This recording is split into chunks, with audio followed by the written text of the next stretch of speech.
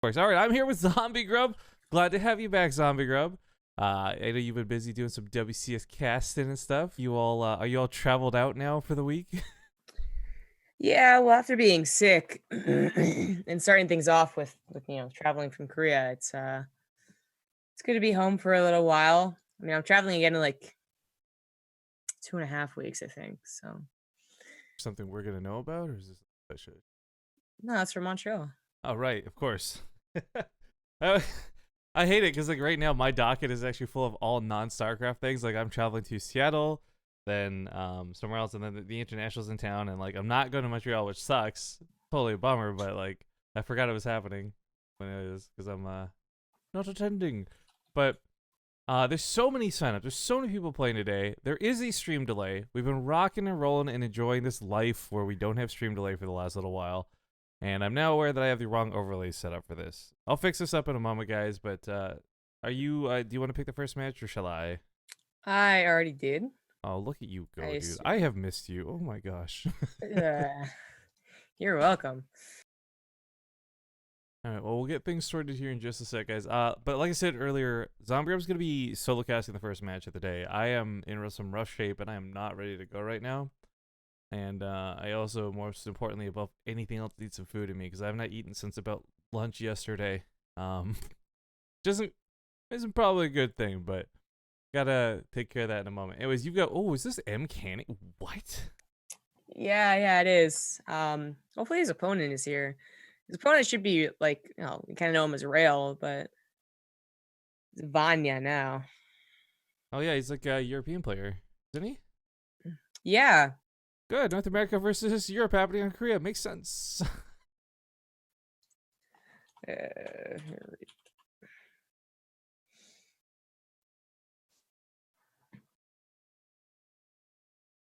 All right. Well, cool.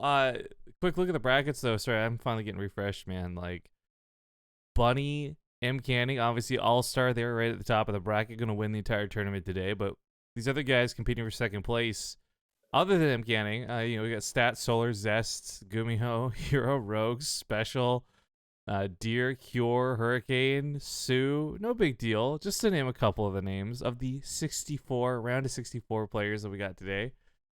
Which is pretty cool. This first matchup, though, is a best of one, which is kind of crazy. We haven't had enough signups for this to trigger the best of one in a very long time.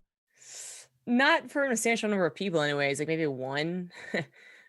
Poor guys in that far back. But this is like a lot of people back there. So actually, this is kind of weird. So Vanya Uh, is Rail's new name, but there's also Rail in the bracket. So that's weird. Must restarting things because sound is not being consistent again. Oh, so lovely. Oh, dearie, I'm so excited for today.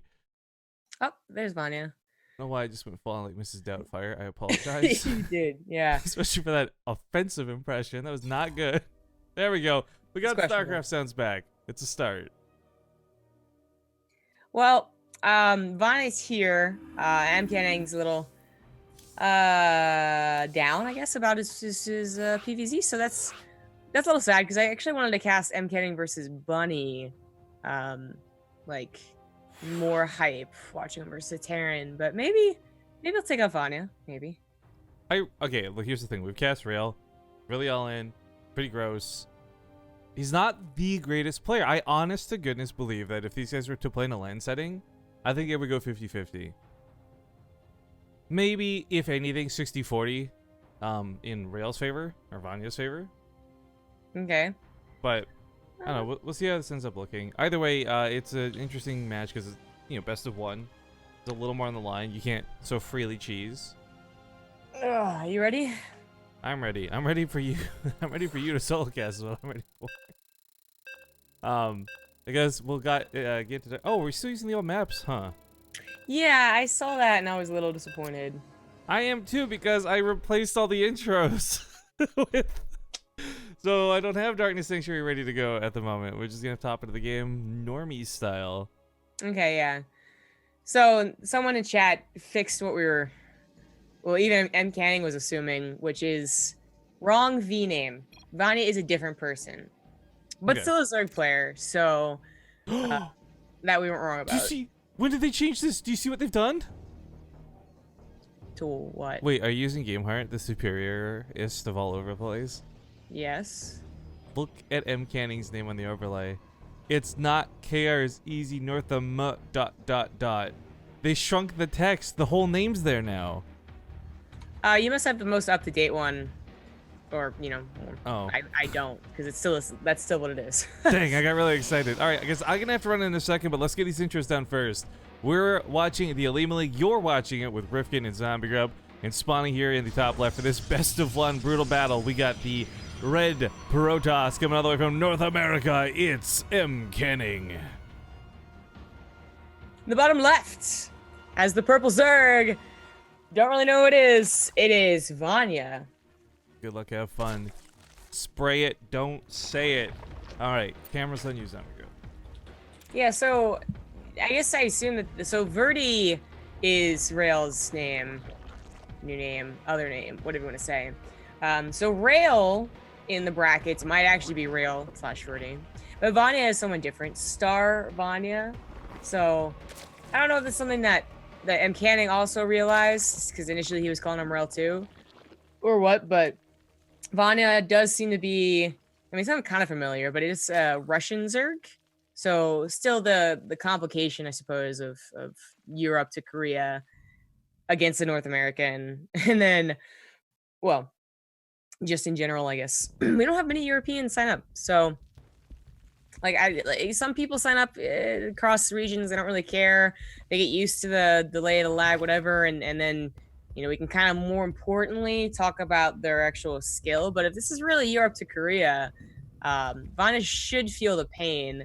Now I'm going to talk about something a little controversial, as we have kind of normal openings here, but some people say that Zerg might be less affected by such an issue. Because if they do get into like a decent state of macro, then they oftentimes just kind of encompass. It's more about setting up a good positional engagement than it is maybe about microing individual units during the engagements, which, if you want to take that as balance wine, then I suppose you can, or if you want to take it as like a design feature, then you can do that too. But this doesn't take away from the fact that, like, if your drones have to be told twice to go to build a spawning pool, that's still pretty annoying. But anyways, we might see that come into effect. It is a best of one, so I think that this is kind of the most crucial time to talk about things like that, though, as opposed to maybe during like a best of 5 and a tournament where they do always play, all in this region. Maybe it's not so important to consistently mention. But M. Canning didn't feel so great about his versus Zerg, and this is still versus Zerg, so I don't know if he's gonna do anything too weird. Unfortunately, Dark Sanctuary being the forced first map in Olimoleague means that, I mean, it usually favors the Zerg at least a little bit. Just that the time they have to macro, the size of the map they have to set up those surrounds to situational engagements is usually pretty good. But as we can see, kind of normal Stargate, Phoenix, and Oracle. I'm not completely recovered, so I'm gonna constantly have to like mute my mic and like clear my throat, otherwise it's gonna be really annoying. But there was a proxy pylon put down. Sometimes it's only just for like future adepts. This one is pretty early, and it is for, in fact, a hidden Twilight Council and at least one gateway in proxy, and I guess many more to come down in the main of the natural, as this Phoenix has taken out 2 Overlords, looking for a 3rd one now. And Vanya is not going to have much to scout. Not even going for a lair at this point, so no Overseer to try and speed across the map. There we go, finally now. But I do think that would be too late. Even if it was like an exactly 4-minute lair, I don't think it would be in time enough, because we already have all those gateways on the way, right? So this is potentially really bad news. The Roach Warren coming down, that's the most solid answer you got against most, if not all, 2-base Protoss all-ins. You can defend with Phoenix, watch the Phoenix. You can defend with Ling Bane against like charged all-ins, or in this case, adept all-ins. But there's always that like scary part where you lose the 16 Banelings that you made, and they do decent damage, and then you can't remake them fast enough compared to the amount of adepts warping in. So Roaches, they're going to be sturdy, they're going to live, but the question for specifically against an adept attack is, can they stop all the drones from dying. And if they can't do that, can they actually go and counterattack? And we have that, little tiny bit later layer. So they certainly won't have roaches by the time the adept attack hits. They certainly should at least try and do a counter. But as this has not been scouted at all. There's 2 gateways proxied, in fact, with a lot more in the main base. Vanya has no idea about it. He's a third base that isn't really that suspicious, and nothing else. They didn't even get to see the gas timings of the natural, which normally aren't taken. That would have been a good sign, but no scouting was done past the initial Suicide Overlord, and this is a very good surprise for Canning fans, as the Adepts just all go into the third base initially, get already 6-7 drones, but it's going to be about, the next couple of transfers. He actually transfers a few into that natural. The rest are tackling the roaches, but that's, okay, this is better split from Canning. This is what Vanya has to be worried about happening. Splitting his roaches too much, they will get overpowered, but this is where they're just like, they're thick, right? Double C. They should even survive even when split not that well. Canning needs to actually look for the drone kills, which, you know what? He never really got into that main base. The ideal scenario for this adept attack is that, okay, maybe your initial attack doesn't do so much, but then suddenly you have 2 adepts in every single mineral line, and if they're not losing drones, they're pulling them away and losing mining time. But that's not enough drones. 9 drones is not enough. It was a good first attack. You really need to add on more after that, though. And he's still going to try and do that. Vanya is just building a lot of overlords to get basically maxed out on roaches if he can. Still only on 43 drones, but that is enough to send across the map. And Canning finally going to find the drone kills he was looking for. He unfortunately did not do so fast enough to actually pull Vanya's roaches back, because that's what he needs to do now. He needs to actually just stop Vanya from doing this attack. He did build a void array, acknowledging the likelihood of such an attack. And actually, they're not even targeting the pylon. They're trying to go for the adepts immediately. Not really going for the probes either. Okay, there we go. 5 go down. If they had stayed in this area and just let that void array overcharge on them, well, that would have been really bad news. I like Canning's attempt at SimCitying here with the adepts. So again, like they don't reach the probe line. The void array gets that maximum damage done. But it's not quite working out. The adepts, for the most part, have been cleaned up on the other side of the map. Not killing too much more, but they have sent Vanya down to 30 drones. But now Canning's down to 29 workers himself. So he will have these 2 units, well, 4 units, I guess, that can't be attacked. But these 2 void arrays more useful than anything else here. But it is the opposite of what Canning wanted. He wanted to be the one all over the place. Too much to handle, and instead it was Vanya getting into every nook and cranny. So GG. Damn it, Canning. I need you to live for like 30 more seconds. I was almost done. But okay, Vanya will be the one to advance, which again, a little surprising on account of the fact that Europe to Korea is like the worst. But let's go back to something Zombie Grip said. I think it's really important. Lag being a factor here is not a factor when your race is Zerg, because it's a nice race, I think is what I got out of that conversation. Yeah, I made no attempts to circumvent the whole balance wine. You're absolutely correct. That's what I said. In fairness, we're like, what, 6 years deep doing this, and every time we've ever tried to like preemptively, all right guys, hang on, now don't take this out of context, the first thing people do is take it out of context. Yeah. But that would be like, again, like the little, like the micro, triggers that are bothersome about doing Europe to Korea that might affect your mentality. It might affect your build a little bit. When he really got down to it, he made the roaches, put them in one place, and was like, okay, now I've dealt with that. Let's all just move as one clump. There wasn't a lot of finesse to that. It was just about timing, which is not to say Zerg is easy. I agree. Which is not to take away from Vanya, but he just, that was well timed to deal with those type of 2 base attacks, I guess. And Canning's already out, and Vanya will go on to face Bunny, Terran player. Yeah, that's it's still gonna be like, I'm making jokes right now. Just to be perfectly clear for those who can't see through the sarcasm, it's all sarcasm, right? I don't actually have any qualms about Zerg or their latency, but it is something where Europe versus North America, all right, whatever, because North America doesn't have the home field advantage either. Now you're coming up like a top tier Korean player who does have the home field advantage. Like, Vanya has really got to bring out all the stops for this next game if he wants any chances. But the question for you, madam, are we following this one for sure, or do you want to try and catch one of the other matches going on, since a lot of them are starting to line up? Oh, I look. mean, that's more of a question for you, but I looked and there's not like amazing round 2 matches being lined up. I was gonna say, actually, as I'm speaking, what a surprise! Special sides up, checks in, and forfeits as per usual. I don't know why he even bothers. Maybe he's just hoping for an easy bracket. Anyways, Shauna gets a walkover over special, so he's the first player into the round of 16. Congratulations, Shauna! Yay!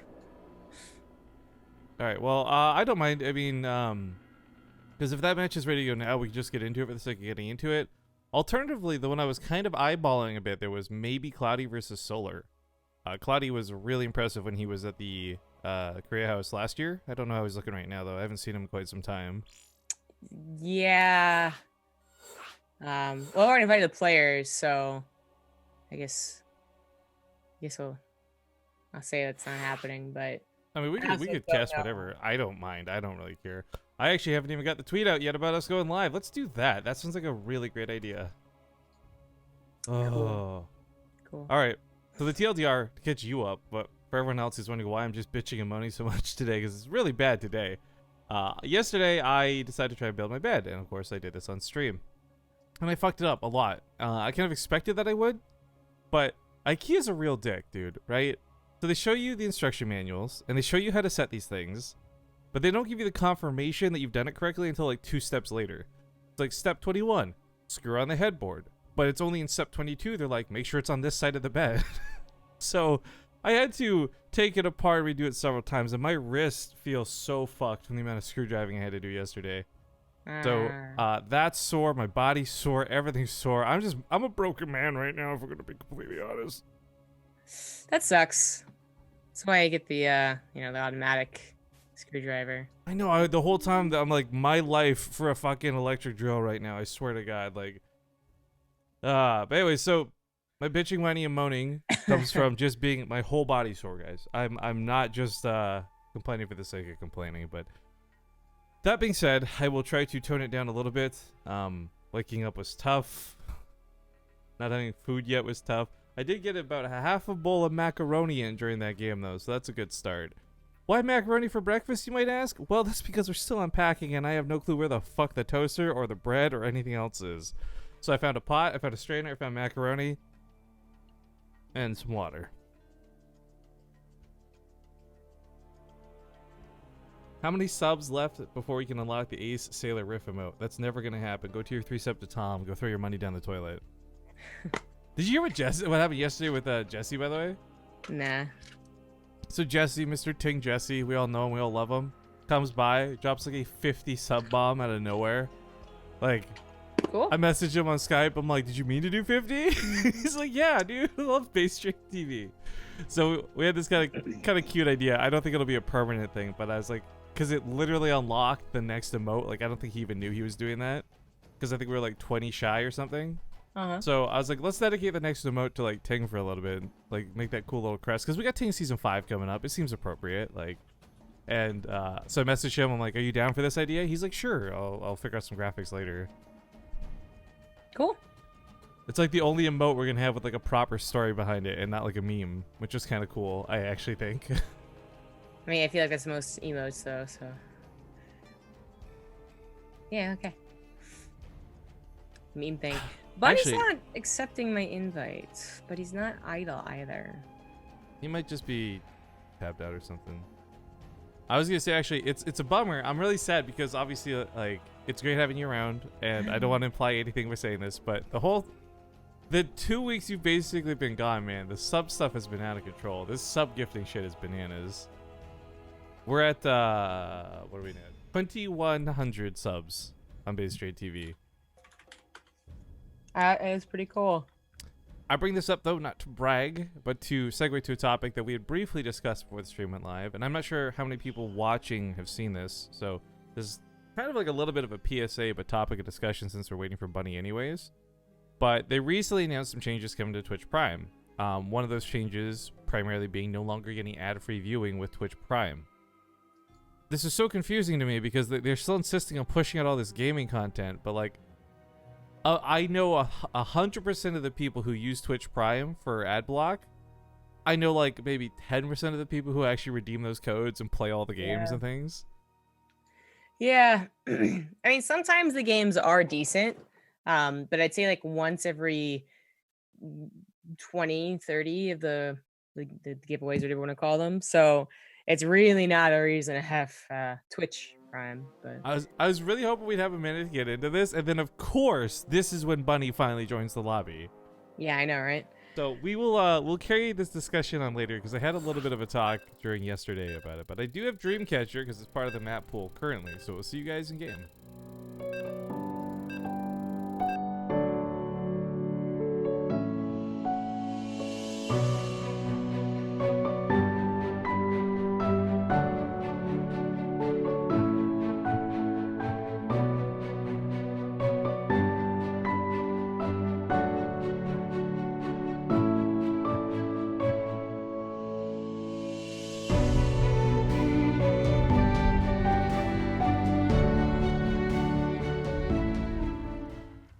All right, well, that first game may have been a bit of a quick one.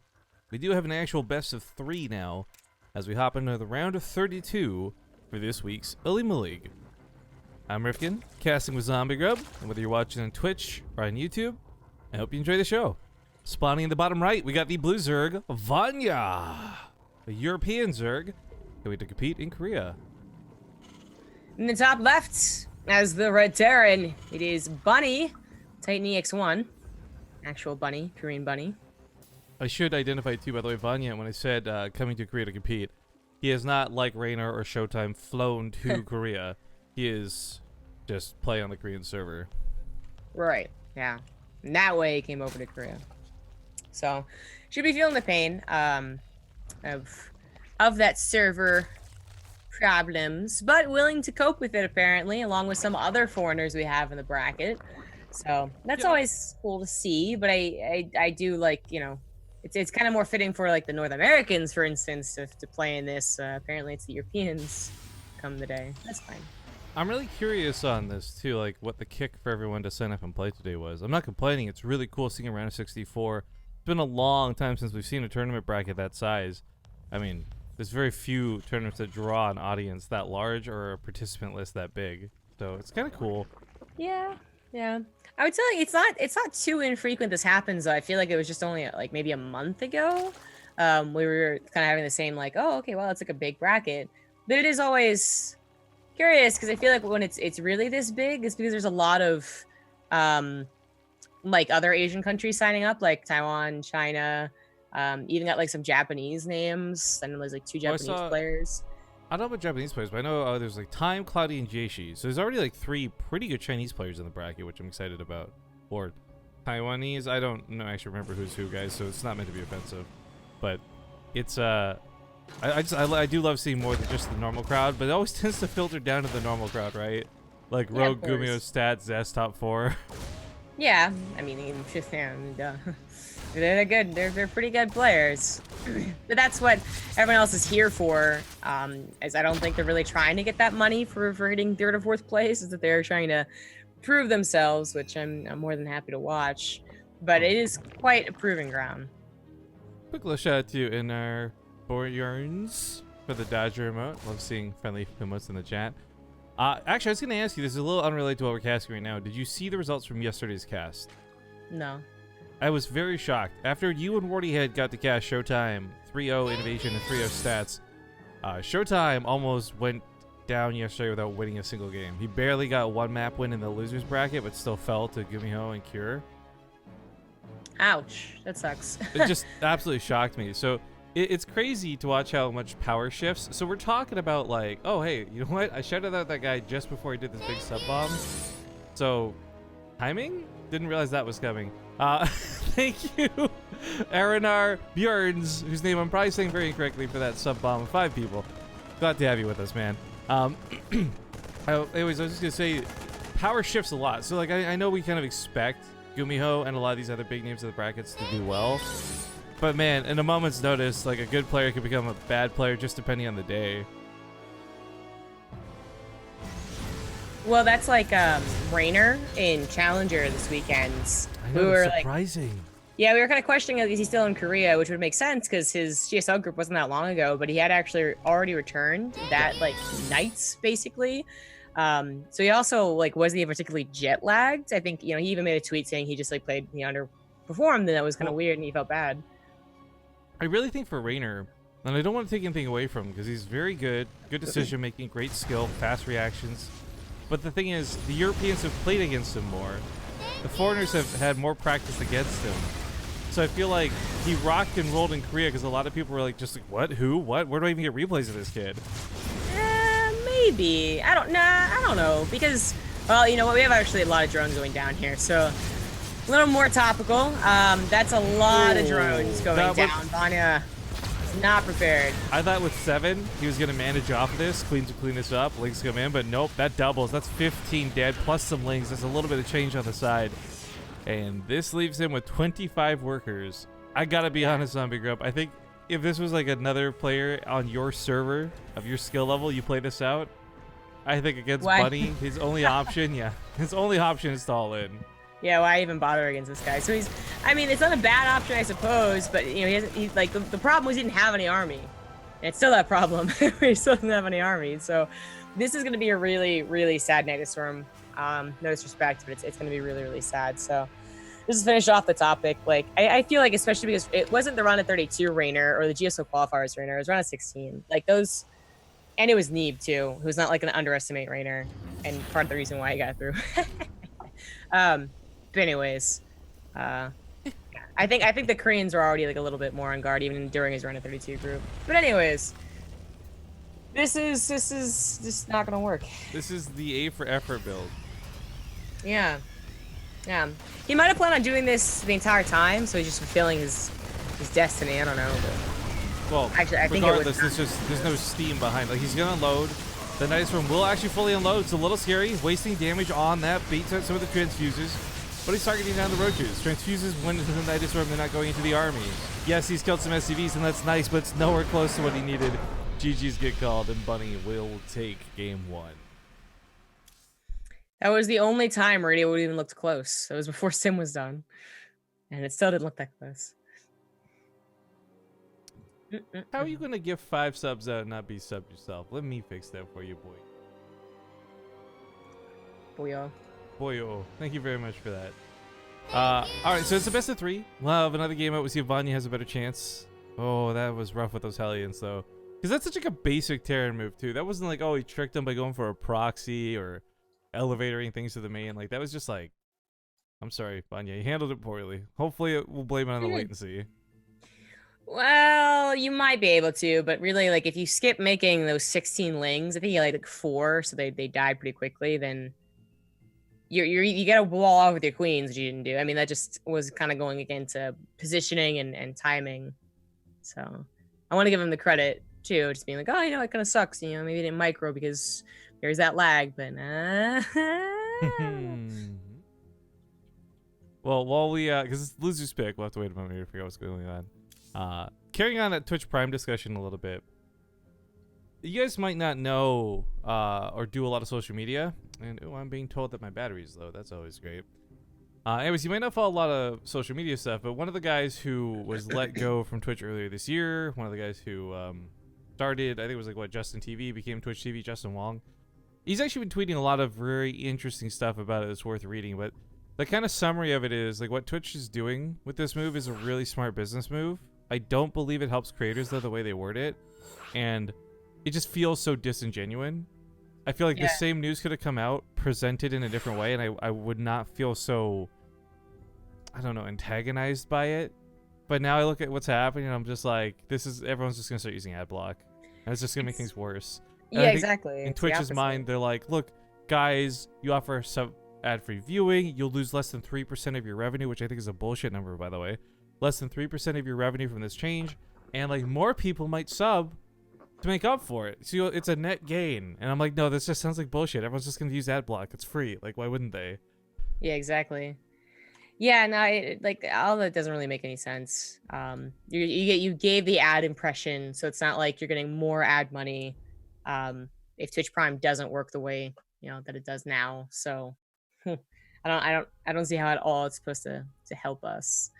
But Well, I think what really sucks is if you're doing something like what you would do, right? Where you're not putting money into a stream necessarily, you're just flipping it on, you're playing some ladder, entertaining people. That doesn't affect your bottom line as much, but something like this more esports, whether it's BaseTradeTV or Wardy or whoever, like you're putting money into a tournament, you're already investing in paying other people, like you have a bottom line you have to make up for. So the scary thing is, like, I did the math on stream, and like an average cop losing ad revenue, that's like 25%. It's kind of nuts. yeah, it sucks. Second half's gonna be Catalyst. The players are ready to go. All right, well, we don't have an intro for this because the old map pool. But following up that last point, Wardy and I, while I was building my bed, we're kind of discussing some like brainstorming and solutions. We're trying to not be too negative about it. And I did have this kind of interesting idea that I don't know if it would or wouldn't work. But if we crunch the numbers, and like let's say crazy out there number, say $250 is the money we'd be missing by offering sub-free, ad-free viewing. Do we fundraise that amount and say, look, for the rest of the next 30 days, there'll be no ads on for subs type thing? Or do we like hope that people will sub instead? Like, it's such a weird, scary topic to just suddenly be thrust into. But I just want to throw it out there for everybody that we are thinking of solutions, and I'm trying to think of workarounds, and maybe Patreon's a better solution. I don't know. I know Nervoth, for example, said he'd rather be a Patreon supporter than a Twitch subscriber. So I don't know. I don't have a great answer for you guys right now, but I just want to let you know, with this news, everybody's thinking about it.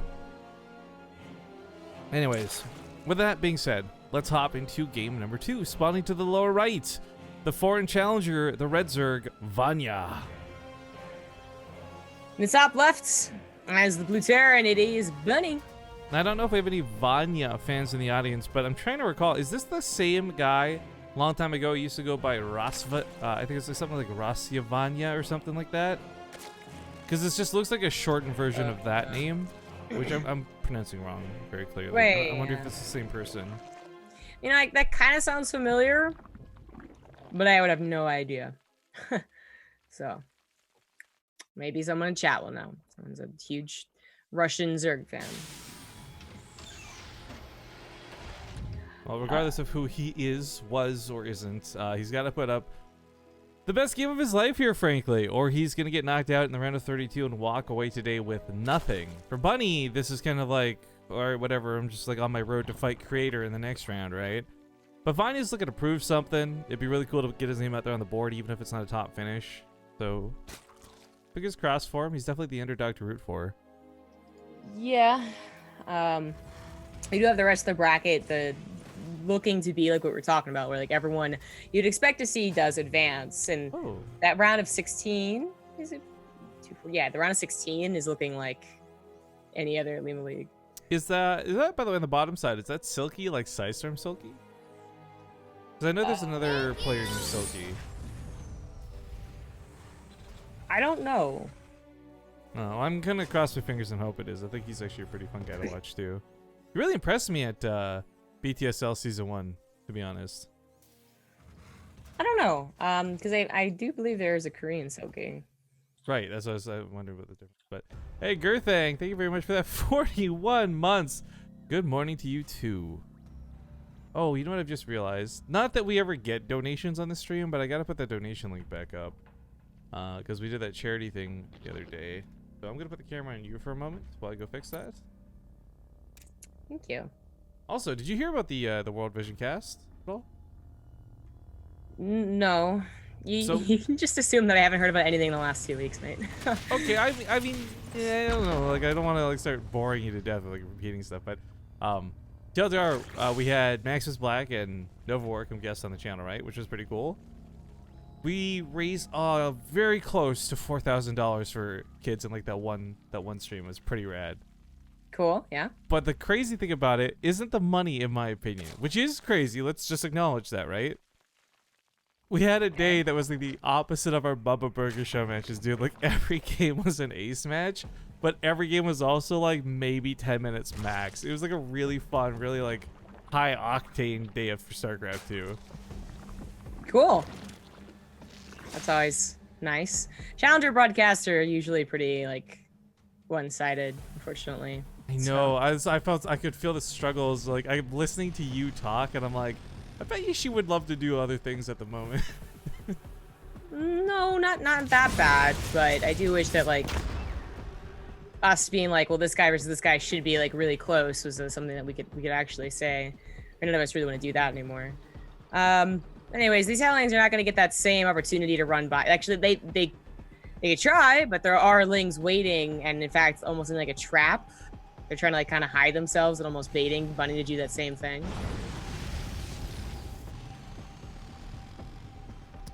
I'm having trouble remembering where this stupid tip page is. Oh, there it is. Test this in chat. Does this work? It did! Yay! Whoa. Right. Oh, because it's on the roaches. All right, so that's actually a good move. So the Hellions dying is a huge deal. They did try and run in, and Vanya was waiting for that. And it's not only could have stopped the Hellions from scouting the roaches, which they don't, they did, so like bunkers are on the way. But more importantly, like most importantly, they got rid of the Hellions to take care of the Ling flood. The roaches will break the wall, and then the Lings flood in and actually get into all the SCV lines. And if there's a Banshee, for instance, it really wouldn't kill them that fast. But Vanya felt the need to, like, you know, expedite against the push because it was scouted. So the Ravagers are only just finishing up now. Bunkers are done. Repairs are going to be prepared, I guess, but it isn't going to be enough. I mean, I love watching try to break through this, but I think 3 bunkers, even totally unrepaired, still might be enough to hold this. Like, it's just the power of how much it takes to go through a bunker. Yeah, the tank might get killed on the ramp, but there's the GG. There she is. And Bunny takes the 2-0. Advances on the fight against Creator. Cool. Cool. So TVP up there. You know, the rest of the bracket of something was really shaping up to be what we expected. I mean, Gumio versus Hero is going on right now, and I really wish we could have gotten into that. Well, we're gonna go to a break in a moment, guys. You're presently watching me use MS Paint to make a new donation widget. I don't remember where the old one is, and I should have saved that before deleting it. Donation. Here we go. That should be good. All right, we're gonna go to a quick commercial break while I get this set up and sorted. And when we're back, we'll see what we get into. We might just follow Buddy. We might grab another matchup. Either way, thank you for joining us here for the Olimoleague, and we'll see you guys in a couple minutes.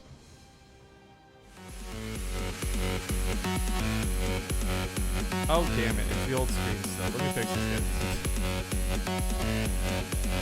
Ah!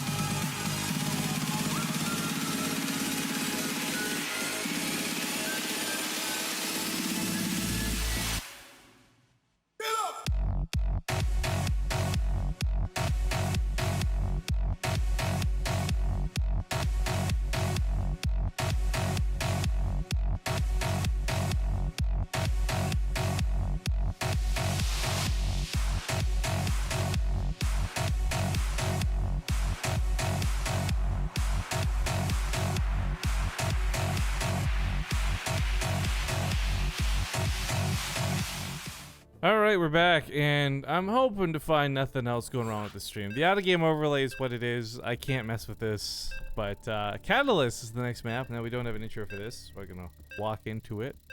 But I'm so bummed that we're not using the new maps, because actually, I have fallen quite in love with watching people on, I think it was Blue Shift, and I want to say Cerebral was the other. I guess.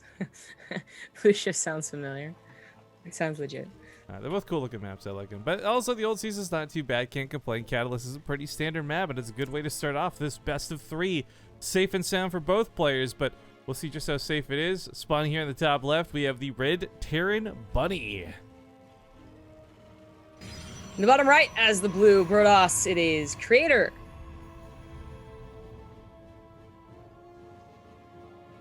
All right, so Creator, I don't know. I haven't seen it for a little bit, but I also haven't seen Bunny for a little bit, so I feel really out of sorts making a call here. I want to lean towards Bunny just because I think, like, granted, Vanya wasn't in the best of shape for Bunny to play against, but Bunny was playing pretty clean. I didn't see a lot of mistakes or flaws, so I can already say, like, he's in a good spot today. But it is coming up against TVP, which some Terran players really have a vice in. It was also, like, TVZ, where everything was determined by the 7-minute mark. No, not even. I think it was like by the 5:30 or 6-minute mark. So it's going to be very, very different.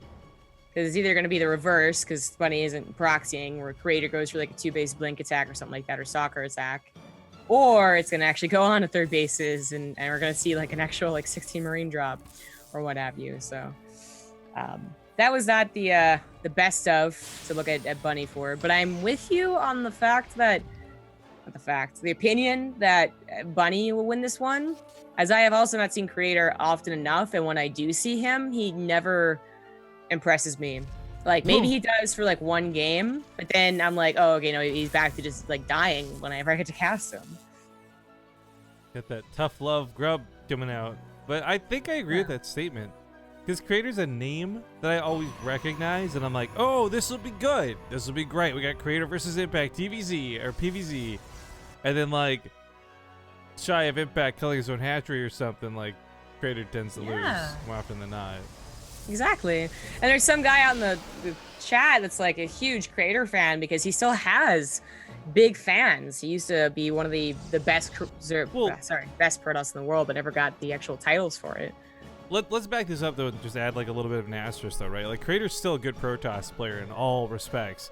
It's just, like, when you start coming to a competitor level, you really do start putting these guys in a list, in an order, and Creator does not come to the top of the list, especially when you're thinking about other players like Zest and Hero, etc. So, like, don't get me wrong, I don't want the Creator fans to hate. There's no hate for Creator here. We're just measuring up and sizing him up based on what we've seen. I really hate that we have to do that. Like I don't... Overall, I don't mind it. It takes 5 seconds of our time to be like, you know, like asterisk, like these guys are really great players. Everyone's like Chop G and like blah, blah, blah. But it's just like a silly, like we're watching a tournament with like 15 other great players. Of course, we're going to be like contextually, Creator's not that great. And people who don't understand context are just the worst. Y'all the worst. So sorry, but I want to focus on the fact that Creator can do the upsets at this point. I think you call them upsets and get far into an online bracket. It usually doesn't happen. There you go. Nice pick up for the Reaper. Just a note for those who are asking in chat as well, there is a 2-minute delay. I think the Olimoleague only requires 90 seconds, but 90 seconds is actually a real pain in the ass to work around. So we just go with a flat 2, easy peasy.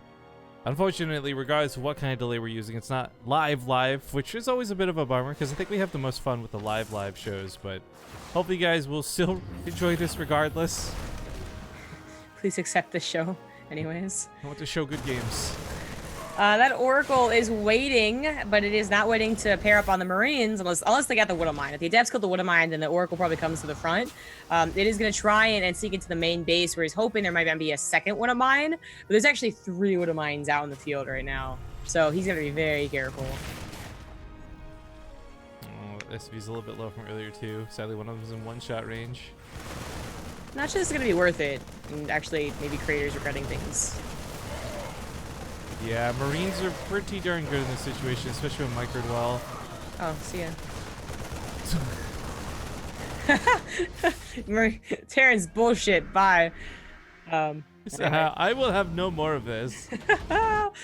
So that was just not that great for creator. I think if this is an old oracle, then it's almost always a good move to do that. But it's a new oracle, and it's not a great move. So I yesterday for my bid building stream, I had moved my audio equipment over to my room, and obviously it didn't work. And then I moved it back this morning, and I'm realizing the new placement is not going to work out for me because this arm is covering enough of the minimap that I didn't see that oracle you were talking about earlier until you had spoken about it, and that's not going to be good for observing. Well, but at least now you know. I don't know. It's the bright side. I think the easy solution is just switching which monitor StarCraft displays on, just putting the other monitor, right? But I don't know if I can do that without messing things up over lives. That's the scary thing. Right, yeah. Oh, it's okay. I'll catch all the things on the minimap for you. Like this bush. What else is new? Oh, the Warmind's taken out, but the Liberator, I think, got like one shot. The Marines just absolutely tackled all these stalkers. So even though it's a lot more about like the big units, the Liberator, the Widowmine, the tank, the Marines with a medevac healing them were just consistently dealing damage. And this still trades out army to army, not so bad, even if Bunny is eventually going to get pushed back. Yeah, I love the landed Viking too, despite the fact that there's no animations that get picked up in the medevac. It's still 20 damage a shot. On the ground, very useful, absolutely, against this sort of composition. Oh, we found that guy zombie we were talking about, the guy we had to provide context for. It's here. And I just love that, like, I'm the one that's, like, definitely, like, being more harsh and critical and like, calling chat out. And it's like, Rifkin, why do you hate creator? Guys, look, this is the only time this would be appropriate. Can we get your ace vampires out? Can you defend your vampire king for a second against W1 Dowmaker? You don't get your name said like you want it to be said, because we don't understand context in this chat. Nailed it. Well, what if we're scamming somebody in chat though? Because that would be a context, right? That would go, wow, man, wow. You know, like Fear Dragon tried to like defend his like dad jokes and his puns, and he's like, you know, Zelda just doesn't like them. And while I always have that, you know, I'm supposed to be the straight man or whatever, I appreciate the ones I actually think are clever, the ones that actually make a pun off of a word, you know, or like are in context. You know, again, bringing up that word. I really wish you were here for it. I really wish you were here for a scapegoat day, man. That would have. I think you would really like that one. But oh, we got this attack coming in. This is nasty. There's cannons, there's shield batteries, but is that going to be enough? Even with the force fields going down, I mean, the Viking could land. It could help out a little bit. Widowmine's got a good shot on some of the zealots. Oh, Viking does die. That kind of sucks. Yeah. This was not a bad hold. It wasn't a bad push either, though. Like, kind of similar to the last thing that for the tanks. So, once again, turning down the important units. So the bio is left alone. Created to have an upgrade lead for that. This is one thing that Bunny gave up when he did the push that he did. And in that regard, I want to say that Bunny should have done more damage with that tank push, because this +1 upgrade is just really, really late. And it's not like he's making up lost time with a double engineering bay build. So that would have been so helpful right there. And instead it's done now when nothing's happening. Well, we were criticizing creators, so I only feel it's fair to make up a little bit for that by saying these are some pretty solid defenses out of him. His macro's looking solid. His army supply's a little bit on the low side at the moment, but comparatively that won't matter as much once Storm's done. So I like that he's getting away with the 4th base. He's doing a lot of things right at the moment. Of course. The question is never, is creator a confident player or good at StarCraft compared to the rest of the world player. Yeah, but you remember that part where we said objectively creator's a good player? Like, everyone else forgot that, so should we? I know, right? And like, as we watch this game unfold, it's still like definitely a heated game. Either player can win. I want to like talk even further about this. Where like we had the same exact criticism and question marking for Impact for the longest fucking time, you guys. And you know what happened? Impact started winning and being consistent. And we were like, oh shit, actually Impact's getting really good. This is really awesome. So it's not like we just like stick with this like it's a lazy narrative, Rifkin. Oh my god. Oh, TL Writer's gonna hate us. Okay, because I hate them, so it's fine. Oh, these probes, though, the retreat from the long distance mining, that Nexus wasn't done just yet, so of course they get funneled into the army. 10 workers die. A little bit lack of control. Not the end of the world, but we do have a counterattack going on while this happens. Zealots make it through to the main base. Liberator's not set up, and oh my god, I thought the probes died fast. Forget about it, the SCVs die faster. Oh, this is okay. Actually, this is gonna be hell. The Immortals still making things really work. Once again, the upgrade deficit, like this time, it was literally seconds away from being a part of a very important fight, and instead finishes when nothing is happening. Now, Creator is doing a counter, so like I don't want to say it's unimportant. It obviously is. Creator's gonna be hitting just before his +2 now, so equal upgrades. But damn, funny if he had that +1 armor compared to the Creator's 1/1. And maybe that fight around the third base, so many fights around the third base could have been different. Armor is such a very fickle upgrade, but oh, that's some free depots. It is, yes. And there's also that issue of that one Immortal, which I feel like that thing's really lived up to his name. It's not like Creator's been cranking out tons of Immortals. He just has one that's been alive and dealing tons of extra damage, even if he hasn't really killed a lot. Can't quite get the War Prism, but it's getting low, so it's going to be dangerous keeping that around for too much longer. Blinks directly into the Liberators, takes care of those, no problemo, but the problem is there's still a lot of bio. This Storm hits, but it's on Marauders, and Bunny just doesn't even care. He just leaves the Marauders in the Storm. He's like, they're Marauders, they can take the hit. I was going to say, that's a lot of bio, but then the Storms hit, they have a question mark, but then they just survived. There's so many medevacs healing with still decent enough on energy. He is losing a lot of SCVs. Part of why the bio's living is because he sacrificed a bunch of those to soak those hits in the melee, so 22 workers die for this attack on the front lines and on the other side where those Zealots ran in. But, ooh, he cleans this up, and he cleans it up well. 74 army supplied, 15. Forget the worker count. Now we can just counter and win. Yeah. Well, I think that's exactly what he wanted to have happen, because maybe if the SCVs weren't pulled, he still survives, but it's like they both trade on an army, and like, you know, it's still kind of set from 0, but Creator has a 4th base. Well, I guess he's making one now.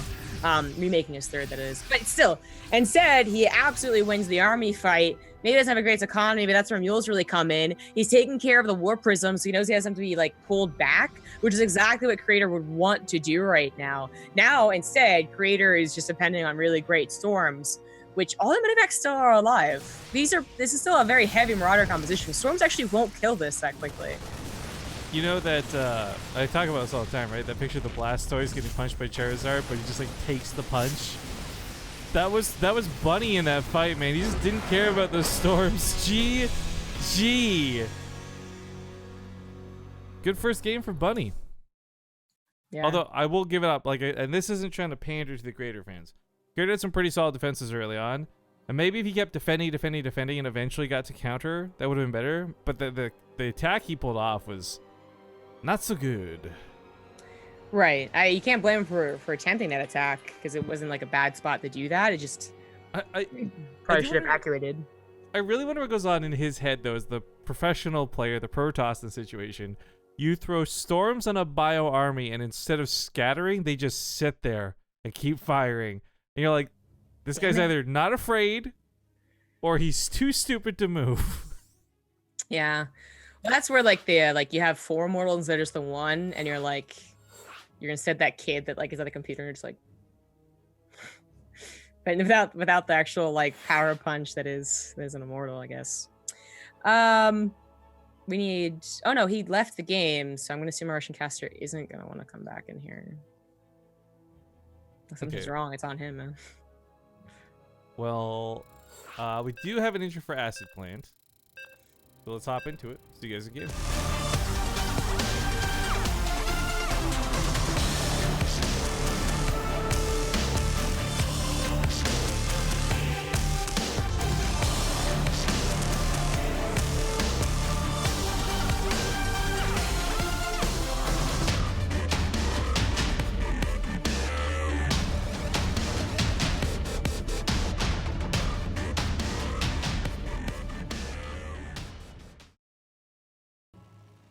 All right, welcome back, everybody. We're getting game number 2. We're in the round of 32 for the Olimoleague. It's kind of crazy to be an hour into the cast and be here because, of course, we had a really awesome big sign-up day. But with 1 point on the board, spawning here to the lower right side, we have Titan EX1's Red Terran Bunny. The top left, As the Blue Protoss, he is creator. DAE, anyone think this is European Bunny? Is he back from retirement? Oh. Funnily enough, no one, like, everyone caught on to the creator meme so hard, no one brought up the bunny meme, so, damn. I feel bad. Actually, we're doing a lot of mocking of Twitch chat. Particularly more than usual within the time span a lot. I feel like we got a couple of minutes an hour. We're allowed. We're really going over the time limit on this one. I mean, are we though? I feel like that was just a comment on what's happening in chat. And everyone is memeing about this creator thing. Yeah, I'm having some fun with it. I don't really mind it. It's BaseTradeTV, right? End of the day, I'm not too worried. But I think what bums me out is the criticism for creator. It doesn't come from a place of hate, like I think is being brought up by several people in chat, or bias of Terran. It is more just like I was also a big creator fan for a long time, and he was a very good Protoss player some time ago. And I'm not going to discount that loss. Again, he played that game well. He had 2 solid defenses, mistake with the attack. It can all go badly, and frankly, what happened. But I think the extra criticism comes because he was somebody I really liked. Same thing with Zest. If Zest were to suddenly no longer be top of the game, you bet we'd be criticizing the shit out of him. We already do, frankly, when we cast him. But yeah, for creator, I think it just comes from a little bit of extra, like, I don't know, nostalgia a bit. Is that the right word? Yeah, I think that is the right word.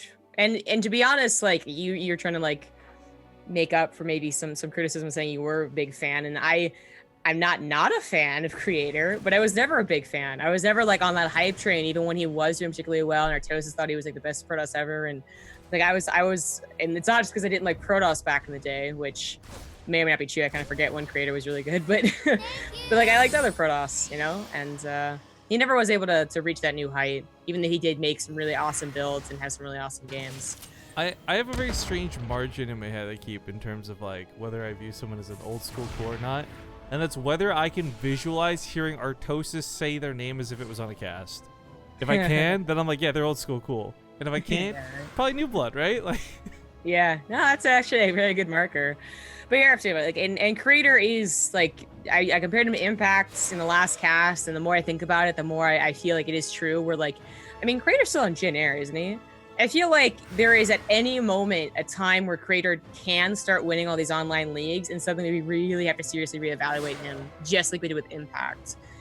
It just hasn't happened yet. And that last game was a really fun game. It was very good, and then he still lost it. So it's kind of like the narrative might be lazy, but it's true, Rifkin.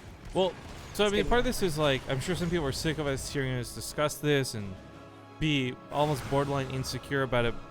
But really, it does come from the stem of there are a more than low amount of people talking about this in chat. And at the end of the day, I do think it's an interesting topic because this happens with a lot of players and a lot of different commentators. You'll hear different biases from different people.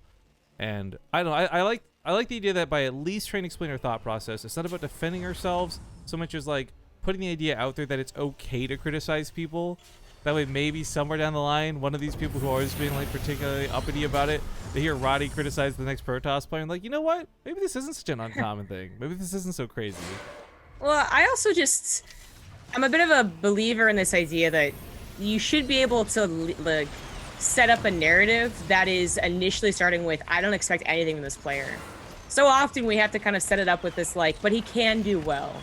But isn't it even cooler when like the commentators mostly agree that they're not going to do well and then suddenly they do? Isn't that just like an amazing story, like really hype? Instead of constantly being like, well, anyone could do anything, really, guys. Like, come on now. Just described the Karate Kid. Anyways. But you're right, we talk a lot about creator, and actually to talk about him like once more, he's going for Resident Glaives and Phoenix, which some Protoss seem to love bringing back, but it is kind of a... It's really questionable to me. I mean, for how long this build was very good in Legacy of the Void, like the first entire year of Legacy of the Void, it really has fallen off hard. Yeah, actually, Showtime was doing a lot of Resonating Glaive builds yesterday, and I was being really critical about that because I was like, look, you've lost 5 games in a row, 3 to Cure, 2 to Gumiho. You can't do Resonating Glaives again. In game 3 against Gumiho, he does like charge lots and storms, and all of a sudden he's doing well again, and he wins the game. The only game he won all day. I'm not a big fan of Resonating Glaives right now, and a lot of this comes off the fact that Showtime, I don't care that he's a foreigner, like he is an amazing foreigner who had a bad performance yesterday, so it's turned me off of this particular upgrade. Gotcha. Well, I don't even want to say that's, that's obviously recent bias. Like, I actually want to say that that's kind of consistent over the last year. Like, we only see Resident Enclaves and Phoenix work if the game really gets drawn out, in my opinion. Like, the last time I remember it working was like Trap did it, and the game went on for, I want to say, 15, 16 minutes. So it really went into like other things. It wasn't about the mid game, which is usually Resident Enclaves is like, supposed to be the strongest. But that's a nice basis trap. Beauty. Nice baited. And there are some reasons why I can see Resident Enclaves doing very well, by the way, but not to get like too theoretical. We're just gonna talk about what's happening here. Bunny's gonna try and still move out, even with that stasis trap. He's gonna have his +1 in all of his upgrades, and he should really be thinking about the possibility of Adepts coming along with the amount of Phoenix that he's seen. You don't really make that many if you're gonna go for Blink, So, okay, well, now he sees the Adept number. Does he regret this? Is he okay with this? I think he's okay with this, especially if the Widow Mind's hit. Let's see if the Widow Mind hit, though. It's going to be really tough to actually get those. With Revelation on them, Creator's going to be extra critical of where he's stepping, how close he gets, and whether it's on top of this. I'd love to see him bait it out with the transfer, but with the army so close, it'd be kind of risky to do. This is such a large army force, and there's a lot of Marines in it too, which is actually kind of what you want against the Adepts, along with some Widowmine shots that go in your favor. Scumbag Phoenix dragged on top of the army, basically creating a ghetto EMP. These 3 new Widowmines gonna be loading up. Oh, the Oracle goes down. They pop off on the Adepts. There's not a lot left. No, there's not. I guess maybe the Medivacs will be taken out. They're mostly low energy, so taking out low energy, either one. And maybe this will kind of taper off, but Bunny's reinforcing. He's not ready to give up this momentum. More Adepts get warped in, but here come the Medivacs, which I was talking about, really important. Widowmines get placed. They're prepared to take on the Phoenix. And if this transfer time's at the same way, it might just hit the whole army. Oh my god. Well, so here's the thing, right? He does beat Creator senseless in terms of army versus army, but he didn't really get to the economy. So Creator's still in 3 bases with many probes. He will be able to bridge the gap in that army supply because he doesn't have to spend tons of money and tons of time building probes. So that was a really bad fight for Creator. However, he's not out of this game just yet. Especially with a lot of the Phoenix haven't gotten out alive. Yeah. I mean, Adepts are still relatively cheap units. They're not as cheap as Chargelets, I suppose, but they're not as expensive as Stalkers either, which you kind of want the balance. And yeah, his Phoenix count is kept stable because he just keeps building them. I gotta give a quick aid to Flotch in the chat, by the way. He says, I'm only here for potential stats. And I was gonna bring this up, but then the action started up. Solar versus Stats are fighting opposite to this match. So the winner of this will fight the winner of Solar and Stats. We have a really great bracket up here, to be honest. Yeah. Unfortunately for Creator, his army does get worse with time, but Bunny actually hits before he has his own upgrades. Well, he's not even starting his +1 armor. What's so funny about this is Bunny is actually struggling to get a finisher here. Yeah. He doesn't have enough to finish the Phoenix. Like, if these Phoenix weren't part of the equation, regardless of whether they're lifting or not, the Marauders would just run train over everything that's left. But he's gone so Marauder heavy, he can't actually shoot those Phoenix down.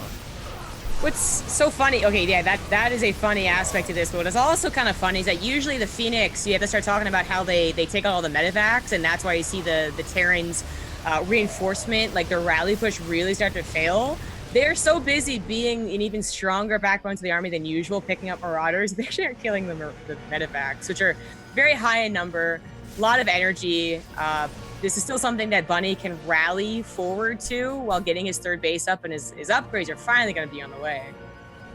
Sorry, I've just received a couple of tweets I'm very upset about right now.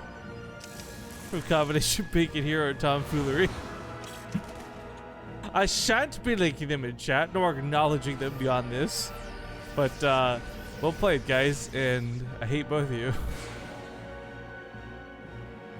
Oh, those Adepts. A little bit risky. Okay, he doesn't know where the Widowmines are thanks to the Observer. He still is kind of in the Liberator zones. I mean, which are now the other problem with the Phoenix not killing those. It's still surprising, by the way, that the upgrades are so disadvantaged for Bunny, yet he's still tearing through this army. Like, he's had such significant army supply leads. Yeah. I mean, you can have +2 weapons all day, but if there's nothing to benefit from them, it doesn't really matter.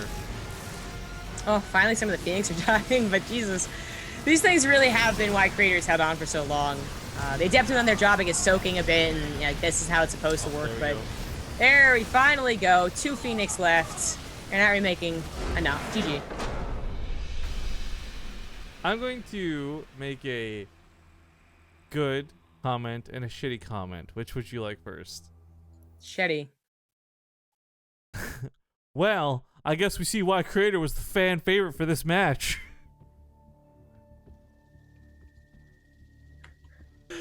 The good comment, though, is as much as it is sad to see Creator go down, he did put up a pretty good game in both of his losses. But I'm actually very happy to see Bunny succeeding. Because while we're perhaps, again, being a little critical of Creator, it's also fair for us to be critical of Bunny. We haven't seen him play in a lot of Olimoleagues of late. Take rewind time about 6 months or so, and he was placing top 4 almost consistently. So it's really cool to see him still pretty good performance so far versus Zerg. Yeah, that's whatever, but versus Protoss especially, because his next opponent might just be Stats. I feel like Stats takes that series over Solar, but we'll see how that plays out. Regardless, as we move into the round of 8, we got Zest and Rogue waiting for opponents. Zest waiting for Gumiho or Hero. Rogue waiting for Domik or Deer. And, of course, now we know Bunny waits for Stats or Solar. I'm not sure which of these matches we'll be getting into, but we will probably have to do a bit of waiting. So we're going to go to a commercial break. When we get back, hopefully we'll have some better updates for you guys. And we'll see you all in a couple minutes. Thanks for watching.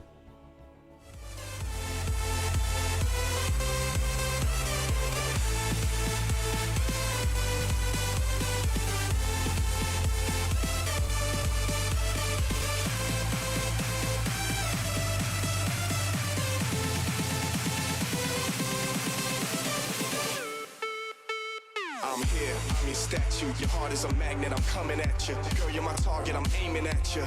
You're a comet, I'm trying to catch you. We can break any rule they ever taught you. Forget about anything they ever bought you. Cause me and you don't need a lot in this world to get by. Plus you know I got you, you pull me in. I don't resist, time seems to fly but the clock doesn't tick. I crash into you, we both feel a hit. We both feel the way that our chemicals mix. And I wish that I just keep my eyes shut. Maybe this time you'll be enough. So I need the dark. Without you here, I would never see the stars. I'm headed for you. Foot on the gas. I'm coming straight at you, no looking back.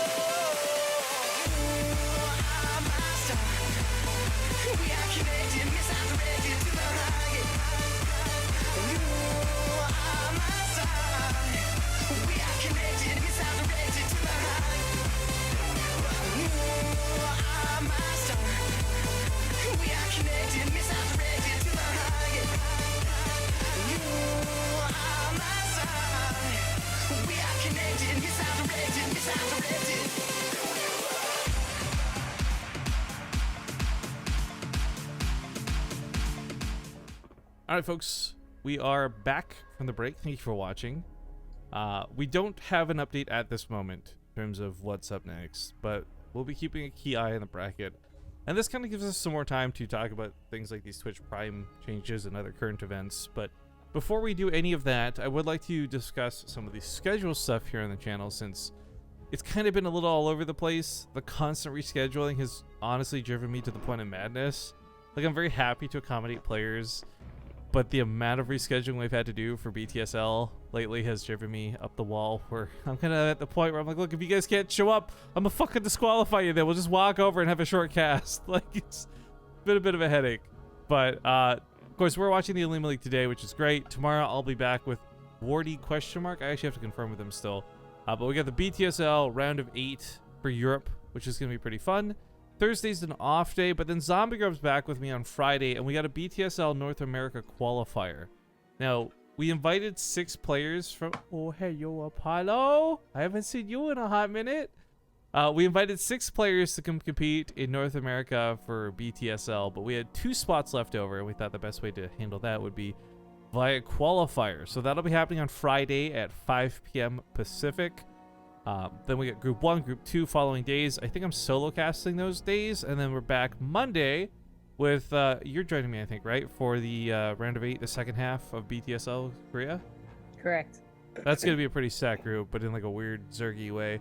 Stats, Leenock, I think Rogue and Dark, is it? Off the top of my head, I'll have to go double check.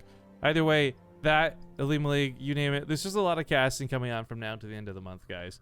So I hope you'll hit that follow button. I hope you'll join us for all of that. But it is going to be a little all over the place in terms of like who's casting where. Because everyone's schedule keeps changing too.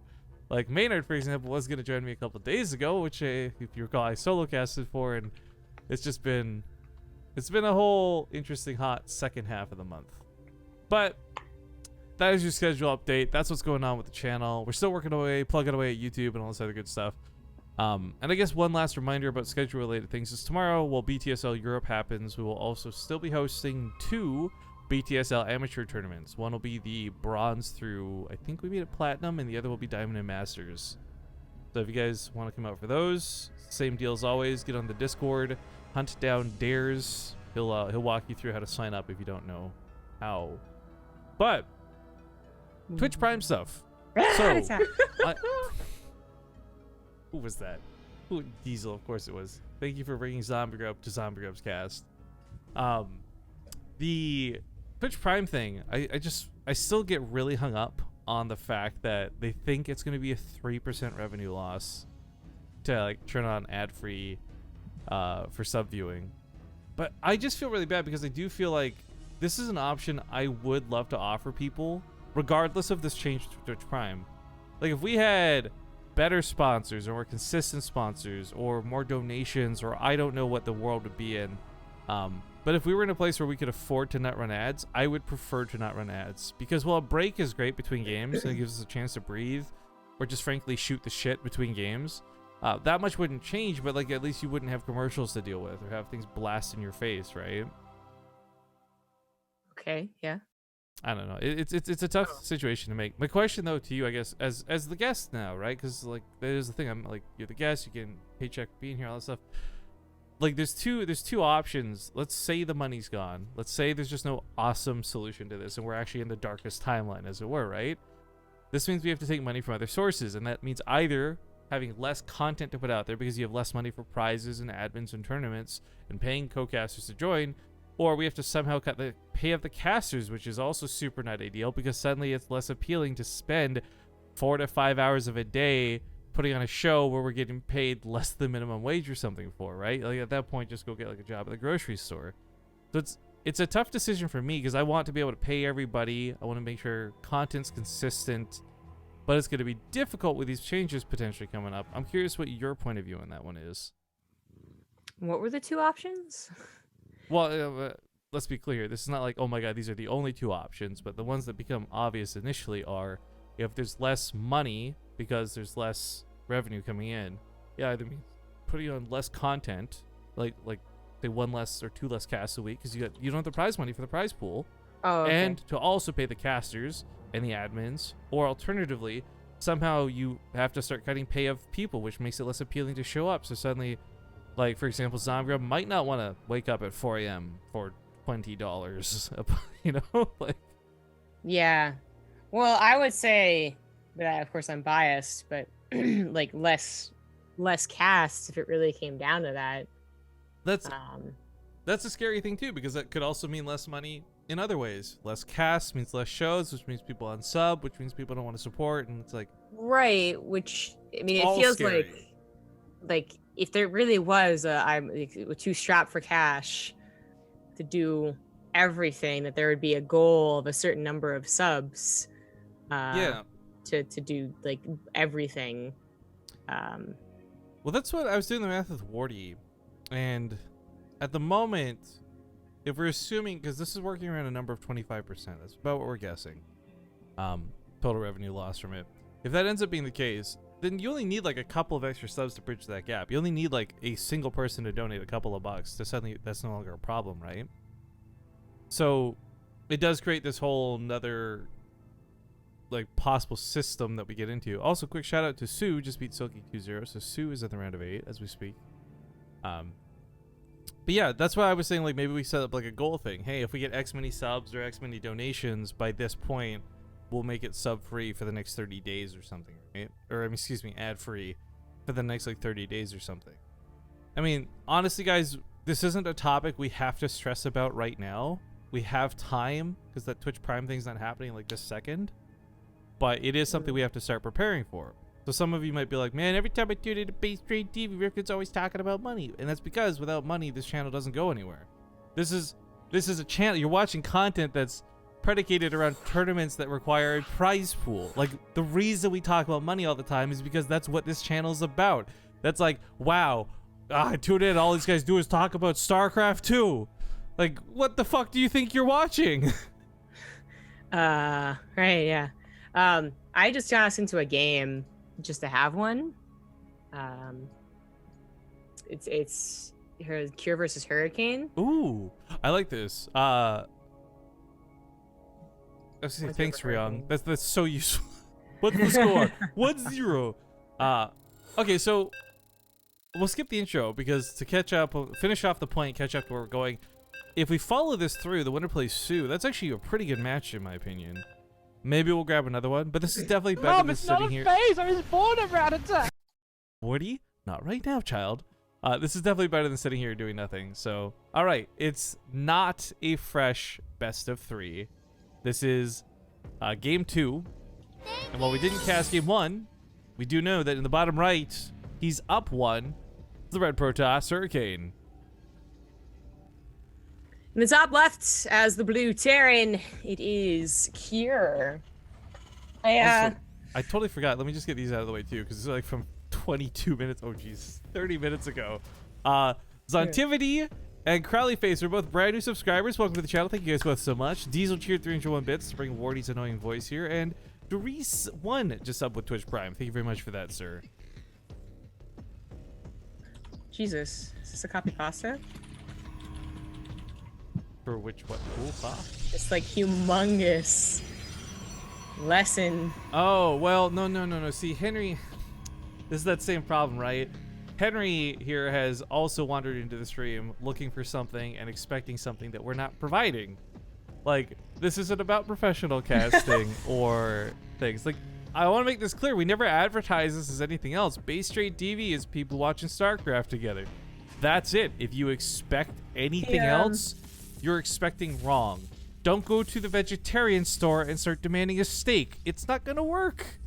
He was actually praising us, I think, but I saw such a laughing. Oops. I think Henry, you're not. I actually don't. I can't read it because it's. I don't have chat open right now. But I was going off of Zomgrub's words, so you can blame her. I just said this is a coffee pasta. I didn't say it was that good. They should take lessons from you two and Tastos isn't even LCS casters. So I assume that we're actually getting praise here, which is shocking, but thank you. Thank you. It's still so long, you gotta be a copy pasta. Regular openers here. So I'll give my 2 cents about the Twitch Prime thing really quick, which is it doesn't really, I mean, it affects everyone. I can't say it doesn't really affect me, but it affects literally everyone for XYZ BD reason. But it does like remind me of times before Twitch Prime where like BaseTradeTV, for instance, we were very much so like, hey, we know why you guys use ad block, but like if you consider whitelisting us, because that is the answer. People are going to use ad block. They're not going to buy Twitch Turbo. Not many of them anyways.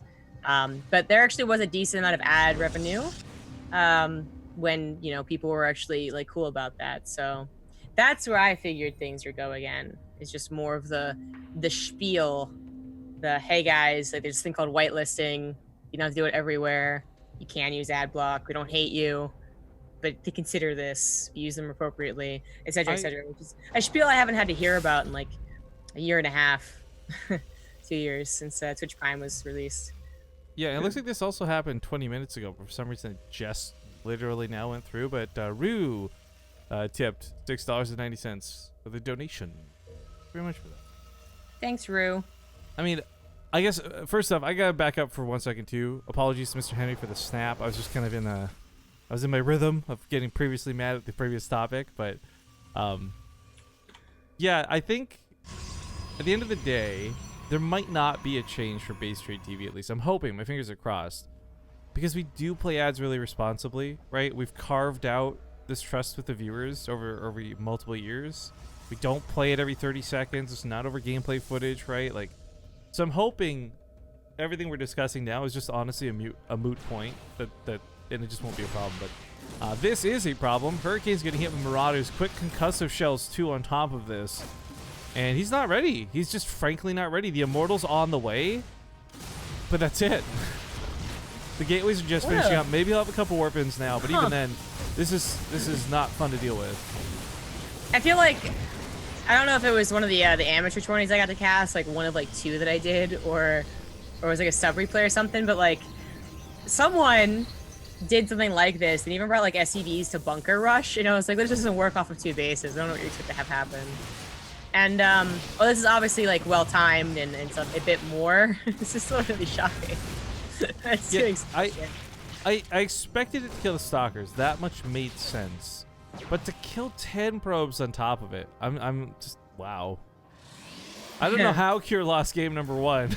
I'm gonna be real honest with you. And with plays like this was really well handled. And going back to the previous kind of topics of criticism and stuff, Hurricane's another guy we haven't seen for a while. He was kicking so much ass the last time we saw him. And being up 1-0 in the series is impressive, sure, but if I didn't know he was up 1-0 in the series and we thought this was game 1 and this happens, I'm like, oh, Hurricane's in rough shape. Like, right? Like, I feel we, like, the Korean casters right now, Crank and Young, are both saying, like, well, the English casters are going to be so confused. This is not at all how the last game went. But we don't know that for sure, and we can't listen. So I was going to assume that the last game was the opposite. Maybe, like, Hurricane got 4 Stalkers in his natural base before he was ready to go or something like that. Because this is a very good lead. He was, like, the weird thing about this is that not only is it did do so much damage, without he pushed back stim and combat shields. I think that was the biggest takeaway, but he has like really good Marauder count, which I do wonder, like, is that really good going into the future in the Hurricane as an Immortal? I look at the Marauders at this particular moment, this early in the game, less about their damage and like whether they're effective versus armored. It's more about the concussive shell. Like, it's just gonna be really difficult to actually walk away from this and kite it down. And I mean, blink is one thing, force fields are another. The warp prism micro will help, sure, but the reality is, like, you're gonna have a lot of trouble just getting away from the Terran fire and hit and running like you normally would as a Protoss. Your gears are getting all jammed up. Yeah. Certainly pacing the game can't be ignored. There's the stim. It seemed a little bit late. It's hitting before +1 is done, but he target fires the Immortal. Where's the warp prism? I thought there'd be micro for that. Well, the warp prism was trying to, like, it was going to do damage. It was going to do damage, and maybe still might do damage. This is going to barely be cleaned up, but oh my god, so many Stalkers went down. There was absolutely no. Oh my god, another one too! Dear lord. And Hurricane, now he can go for his aggression, but yeah, Cure saw it. It was literally in his vision for a minute the entire time. So, okay, he warps over here. So I said this is where we don't talk about how effective and more with custom shells, but rewinding that thought, man, Marauders are good against Stalkers. Oh, the cancel about the upgrades. Like, that was the most shocking part about it, was that these Stalkers have absolutely no upgrades. But that does go back to the whole beginning of the game, right? Like, I'm guessing Hurricane would have otherwise had a forge, or at the very least a third base, which is what he was trying to get. A lot more Stalkers. What if this is how game 1 went? Did all this crazy damage, looked really impressive, still loses. Could be. Dark Templars, man. Maybe that's why he's already getting his missile turrets. This move's going to be slick. He's going to force field that ramp off. That's going to be a pain. He does focus on the sentries, though, so there's only 1 force field. He can lift some of the medevac units over. I mean, there's not that much Protoss army to deal with. Marauders got some good shots from the low ground, too, and I think Hurricane had a really slick move. It just did not work out the way he wanted it to. And now down to 20 army supply. He's behind an upgrade. I mean, this really is embracing the old school win behind Dark Shrine because he is super behind. Yeah, of course. He's actually... Oh, okay. I always love it when the players do the awkward slap out. They like lose a huge fight. And we're like, well, that is probably GG. And then they wait a minute and they're like, you know what? That is Thinking GG. about it. I've been mulling about it for a minute. Now I'm gonna GG. Wait, so did Hero and Zest play this whole time? Like, Zest is already 2-0 over Hero in the semifinals. And I'm just Yeah, gonna must like, be. when? Yeah, it must have been backed up. All right, well, I also want to apologize really quick, guys, because I know I had mentioned it in last game. I've got chat off right now, and I'm probably going to keep it off. I got my alerts window up so I can see that, for example, Jin Zero just hit the prime sub. Thank you for that. Because honestly, I'm just getting pissed off by chat this morning, and I'm not in a great spot mentally or physically. I'm exhausted. I'm so far behind on sleep, and I feel like I'm just going to snap. So I don't love turning chat off. Chat is actually such a big draw for why I love coming out to cast, and I love you guys, honestly, but just not today, so... Mommy's tired today. Yeah, mommy's tired, dude. Maybe I'll turn it back on a little bit later, but for now we got chat on a bit of a pause. So if anyone really wants to reach out to me, hit me up on Twitter, I guess. Is the only thing I could say.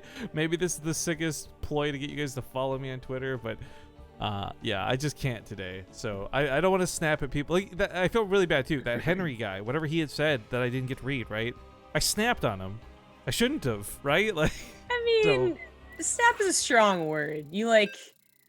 You comically criticized in a jovial manner. Like, but okay, sure. I appreciate all the syllables you just used. I use a lot of big words, man. I had to source up for that one. WCS has changed you, dude. I don't know. That's how I prep for WCS. I just get the source, and I'm like, how many letters is in this word? I gotta use it.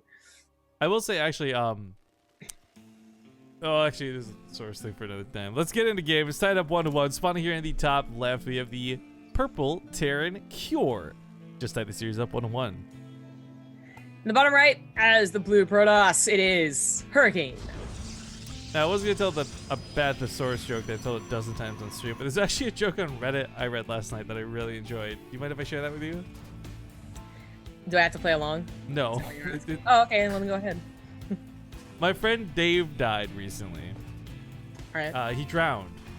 Okay. So at his funeral, we brought him a life preserver and put it in his coffin. It's what he would have wanted. Ah. That's what people say when they do things after someone's died. That's what they would have wanted. You know what we did for my mom, my grandma, my mom's side? We put a tiny bottle of whiskey Whiskey? right in the coffin while the priest wasn't looking. Oh, nice. I think it was whiskey. It might have been The something Chernigga way. else. Well, mom's side of the family, so different last name. But yes. Well, I mean, it Exactly. could still be the Chernigga way. Like your mom or your dad brings the traditions from his side to sneak the whiskey in. No, I was definitely mom's side of the family. My mom's side of the family is so much more known for being the drinkers than my dad's, which is like, I don't know. My dad, like, it's so weird, right? Because my dad, I think I would imagine my dad's side of the family as the drinkers that drink after a long, hard day and they're very serious about their drink. So maybe you do put like their favorite whiskey in their cask. I don't know. My mom's side of the family is like, let's go out to the bar whenever we're on vacation and just get drunk. Let's just get wasted. She's like, that's that side of the family. So maybe it was like a sangria mix in mom's cask. I don't know. I don't remember. It was 10 years ago. Send off is a send off, no matter how you do it. It's true. Yeah. I have those existential. We actually had some like really weird existential talks yesterday. The whole "it's my green, your green" and all that, right? But it always gets me on this like train of thought, and the thing I always get terrified of is like, what if when you die, you know, like you lose the ability to do everything, but you're still like conscious, you're still like aware. So like there you are, like getting buried alive, dead, but like you're totally aware of it the entire time. I know it's like not medically likely or possible, but it's just like that kind of horror story vibe to it. I actually think it's medically possible. It's just not likely. I feel like I've heard a couple of horror stories, like legitimate horror stories. Actually, speaking of this topic, which is a weird Okay. segue, I know. I recently rewatched, because I was talking with some friends, I recently rewatched Buried with Ryan Reynolds. Did you ever see that one? I wanted to. No one wanted to see it with me, so I never watched it. It's pretty good. I liked it. When I first saw it, I liked it rewatching it. Now, later on. We have a Hellion opener here. Let's talk about the game for a second before I continue the segue. Hurricane took a lot of damage last game to like a very weird opener, but a cool one. This one, he sees it, but he does not have a wall like some people do on Acid Plant, so he might still take damage from it. We're like actually just literally gonna pay attention as 4 Hellions run into the natural. But I recently watched The Shining because American Airlines actually has like a really baller entertainment. Had you never seen it before? No, I'd never seen it, and I'd recently read it when I was in Paris. So I read the book first, and then I learned that the movie was no, because everyone knows like the significant moments in the movie, right? The things that everyone references. None of those are actually in the book. So that's the first thing I recognized. But then, okay, hold on here. Helen's actually going to the main base, so there's not going to be a shield battery. Tries to deny the Stalker's entry in, almost works with a grenade. I got a little, I think, confused on where you wanted to send the Hellions. I think you got a bit greedy and torn between chasing these probes for some kills or getting what was left in the mineral line, and that's going to cost them. Like, this could have been easily 4 to 6 more probes dead, I think. Yeah, and I do wonder if going for the natural wouldn't have been a bad idea. Like, you want to circumvent the Stalkers, you want to circumvent the shield battery healing up half the probes, but at least you would have had all 4 Hellions dealing damage, so I don't know. But that wasn't what Kier was hoping for. There's no counter, which I think is one of the scariest things, especially because Hurricane's going for this blink first. But he's not. I mean, obviously the army's back here dealing with the Liberator. You know what's actually scarier than that, though? What? The Shining. Did you? Okay, so you watched the movie, I take it. Do you actually thought it was scary? Well, the thing is, I did see it when I was really young. So okay. At the time, it was definitely like the most horrific thing I had seen. It was creepy. It was strange. I think if I rewatched it now, I'd be like, no, this is stupid kid shit. The ending always it's like a meme, right? Jack Nicholson, or whatever, Frozen.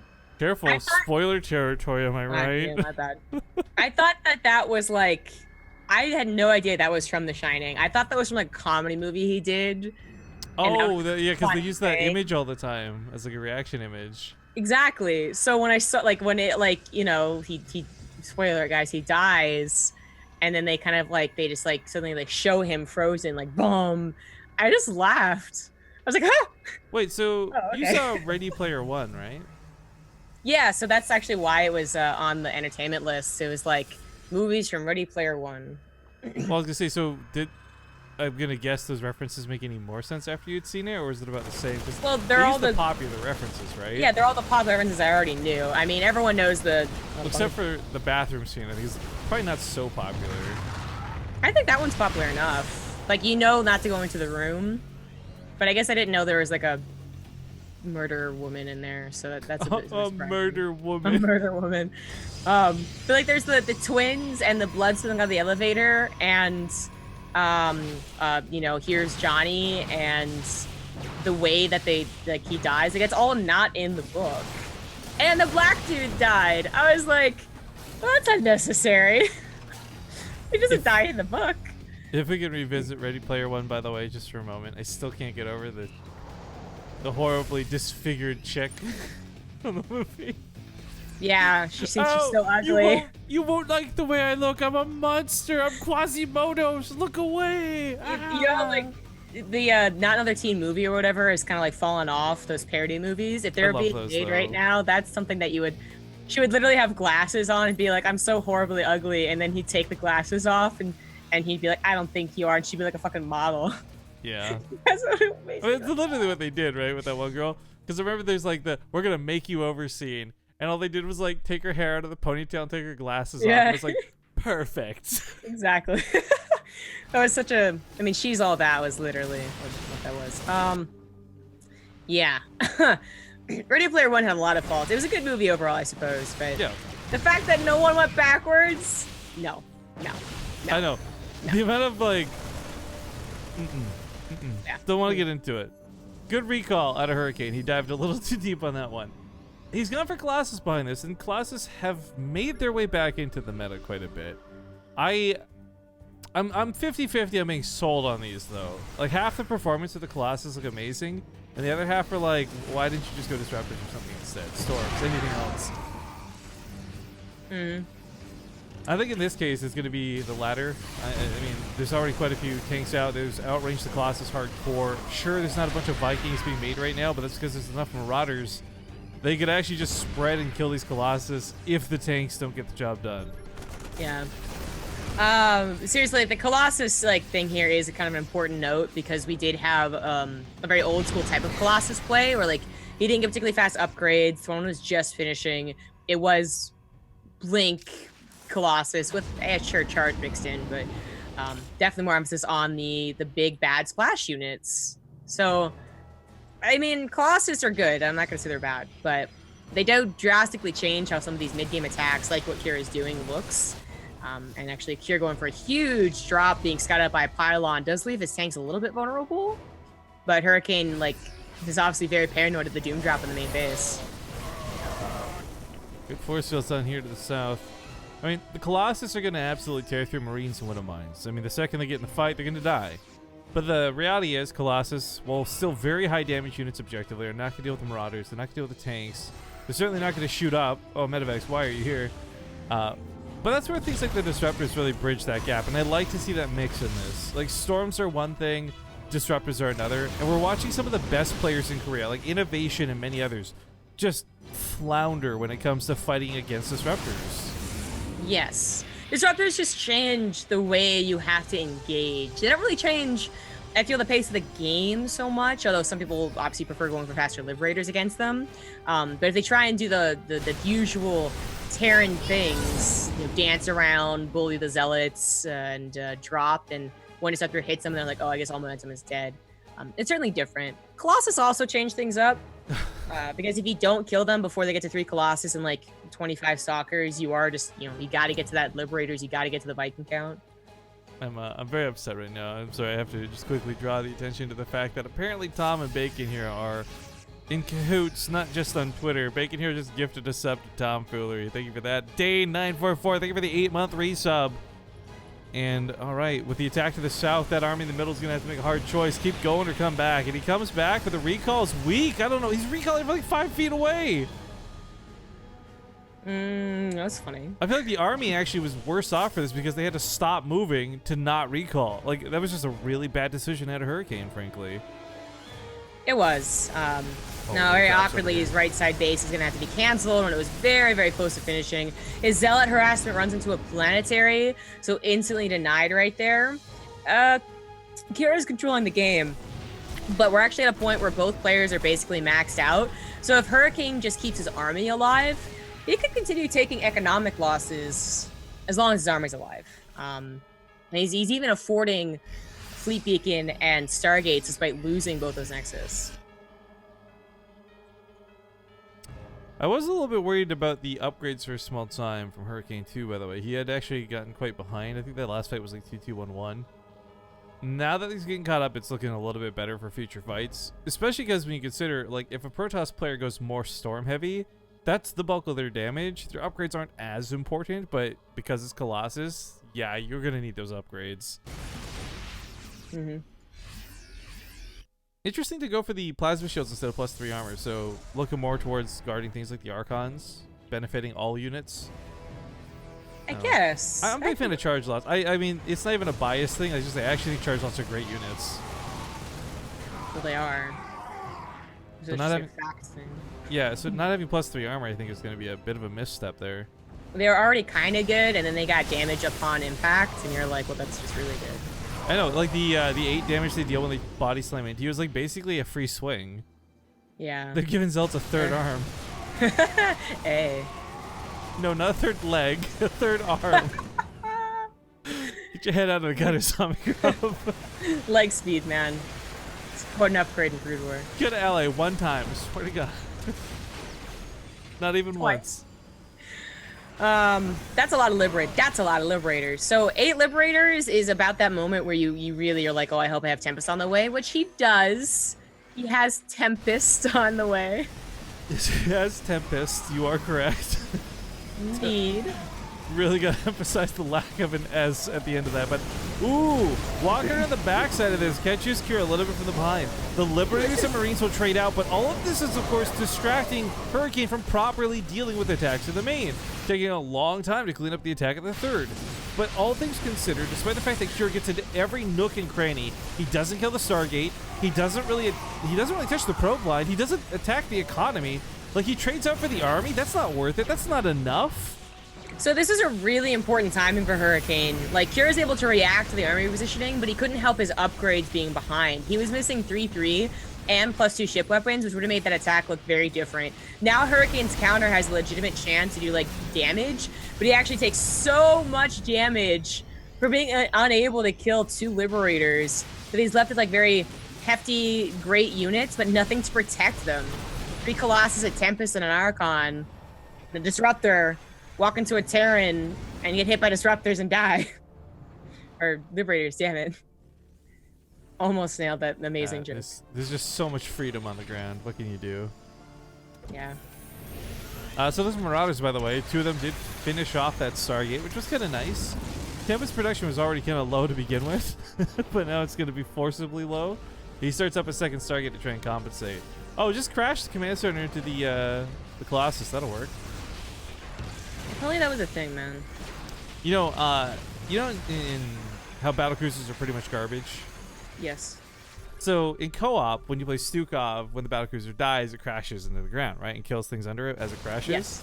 Yes. Yeah. I was thinking, like, why don't actual battlecruisers have this as a thing? Because iconically speaking, every time you saw a battlecruiser in like Brood War or StarCraft, it was crashing the ground. It was Edmund Duke running the NORAD 1 through 5 into the ground, right? Like, everything about battlecruisers, like, canonically, are about them crashing. Even the cinematic for, like, when Kerrigan and Legacy of the Void, right? She's like pretending she's like the Queen of Blades again, and the battlecruiser crashes into the planet. Like, it's all about crashing. You know, I would totally be down for battlecruisers that, like, died and did massive damage on impact. I was gonna have a different point, but I really want to bring this one out. I think Cure's gonna win this game, by the way. He's like, his aggression and control of this game has been top notch. But I'm gonna bring up, like, I never really thought about this before because the intro for HOTS was so cool and Blizzard Switch cool and have cinematics. But if you really look at it, Kerrigan is basically having that dream where, like, everyone claps as you win the world, and you, like, you have your fist up in there and you're like, I win, and then you wake up and you're like, oh, I'm sad again. Like, that is actually what Kerrigan's dream was. It wasn't that epic. She's like, I'm sad and also human again. Oh. That makes it seem so much sadder. She's just like us. So relatable. And then she becomes the Zelnaga and, okay, fire goddess or whatever that was. Loses all relatability. Yo, the end of blue collar workers again. The end of the campaign was a lot of fun to play, honestly, and it's very challenging. But I enjoyed every second of it. But then once it was done, I'm like, that was stupid, right? It was, yeah. Okay, so I really don't think Cure doing that was necessary, but I liked the idea. His idea was to stop the recall for that third base by EMPing the Nexus. I just think it was so unnecessary. He would have killed it too fast anyways. Yeah, I guess I hate this. This is our problem because we see this happen enough that we're used to it. But for those who don't know, you can EMP buildings. Anything with energy can be hit with an EMP. You can even EMP a command center to stop a scan. Like, EMP is pretty nice, pretty fun. It is, and that could have been a cool move. What if the recall did save the Nexus, but it also kills it faster. Just, you know, regardless, right? But still. That was another win for Cure, who was able to get away with a lot of army. Now comes back with the full force of the army, all the ghosts, all the Vikings, and actually Cure Hurricane split up in a pretty bad way. Goodbye. Well, that's probably all she wrote. I mean, he's got a little bit of an army here through Tempest, but as we know, Tempests are not even going to beat the Vikings in a fight, much less the Marines or the Ghosts. And the EMP lands on all the Templar. He's forced to make Archons, so there's no storms. That was the one thing stopping the Vikings from killing all the Tempests. Yeah, I just got 8 moves in. I mean, we're seeing no micro for the Colossus. That's fine. GG. Cure will take the series because Terran is imbalanced. I mean, because he's a good player. GG. What? Sorry, I got karmically balanced my balance whining, you know? It's like a Zerg temporarily like infested you. Assimilation successful. Turns a nice race. That means that. Wait. Who was it? I Kier, was like, Kier goes on to fight against Sue. right, there you go. I was looking at Bunny, who's facing Solar right now. Yeah, I think we'll just have to follow this one because Solar and Bunny are in a game for like 12 minutes now. Yep. So, all right, Kier versus Sue is not a bad matchup. That is not a bad plan B. We're going to go to a quick commercial break, and we'll see you guys in 2 minutes. We'll get this set up.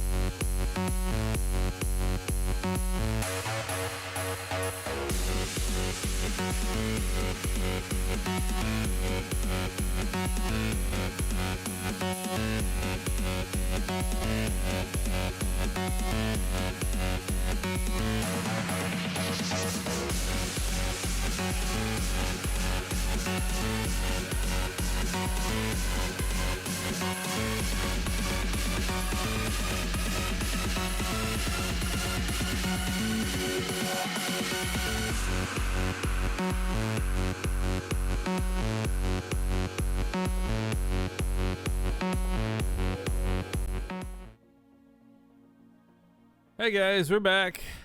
Whenever, sorry, just letting the other casters know what's going on. We had a sub come in during the break, I guess. Get that caught up here. It was Mr. G Fawcett 22. Thank you for the Twitch Prime sub. Again, apologies for not really having chat open, guys. I'm starting to cool down. Maybe we'll get back with you party cool kids and cats in a moment, but for now, we're getting into the round of 8. It's really weird. It feels like we're behind, but we're not. We just had a really awesome bracket for today. We will be casting both of the semifinals and the grand finals, though. So that's 2 best of 3s and a best of 5 after this best of 3. A lot of StarCraft still coming at you this morning. But also, I'm pretty excited to go downtown today. We'll talk more on why in a moment. For now, let's hop in Acid Plant.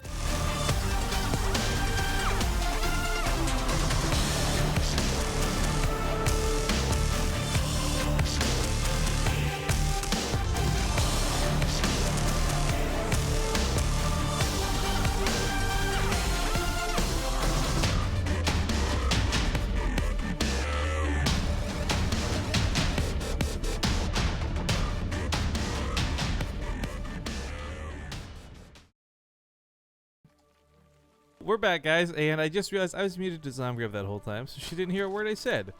My bad, but we're back into it. She can hear me now, and we're getting into game number 1. It's the round of 8. We got a lot of games still ahead of us today, and I love that he's using the new, is it the Symbiote? I don't remember the actual official name for it is, but the new War Chest skin for the Zerg. To the bottom right, it is Sue. Pretty sure it's not a symbiote. In the top left, as the Blue Terran, it is Kier. Yeah, I really don't remember what it's called. I just remember someone called it that yesterday, and I thought it was a cool name for it. Well, the symbiote's like Venom. So it actually makes no sense whatsoever. Well, Like, that would be if the Zerg was infested even more. That would be a symbiote. all right. Well, we'll look it up in a bit. I remember the Terran one's Emojin because Emojin from the campaign, so it was like I played a lot of that. But yeah, I don't remember the protest one at all. I just know their stalkers look super psychedelic, and that's about it. Psychedelic, man. Shit, what is it called? Simulants. I was like, it's so maybe obvious that's because the word. they're Yeah, I'm sorry, I right mixed it because up. they're simulated Zergs for the Terrans to fight. So I was like, it's so obvious. Why can't I think of it? Simulant. Stimulant. I'm actually quite cheesed about the new co-op announcement. If you guys didn't see it, Gamescom, Tychus is going to be the new co-op commander. And I will admit, before I say anything else, the playstyle looks cool. The extra characters that come with them look cool. But I really can't get into it. They start the campaign or the video saying like, "What if?" I'm like, "What do you mean, what if? There's still so many great people you could choose from. Why do you need to what if Tychus? He's literally dead in this universe." Like, I was really upset about it, to be honest. There are a lot of people they could have done. I'm really surprised that no one was surprised it was Tychus because of like the data mining and the graphics and whatever. But like, very beginning when people were like, maybe it's Tychus, I was like, why Tychus? Why not? Well, I want my Kate Lockwell co-op commander. Thank you very much. oh, we were actually talking about this yesterday on stream. I had a great idea for Kate Lockwell as a commander, right? So, granted, there's no refined version of this, and this will be a bad idea. First off, nice pick on the Overlord, by the way. So, Bly Block on Sue. But I was like, what if Kate Lockwell was a commander, but she was like a support commander reporter, right?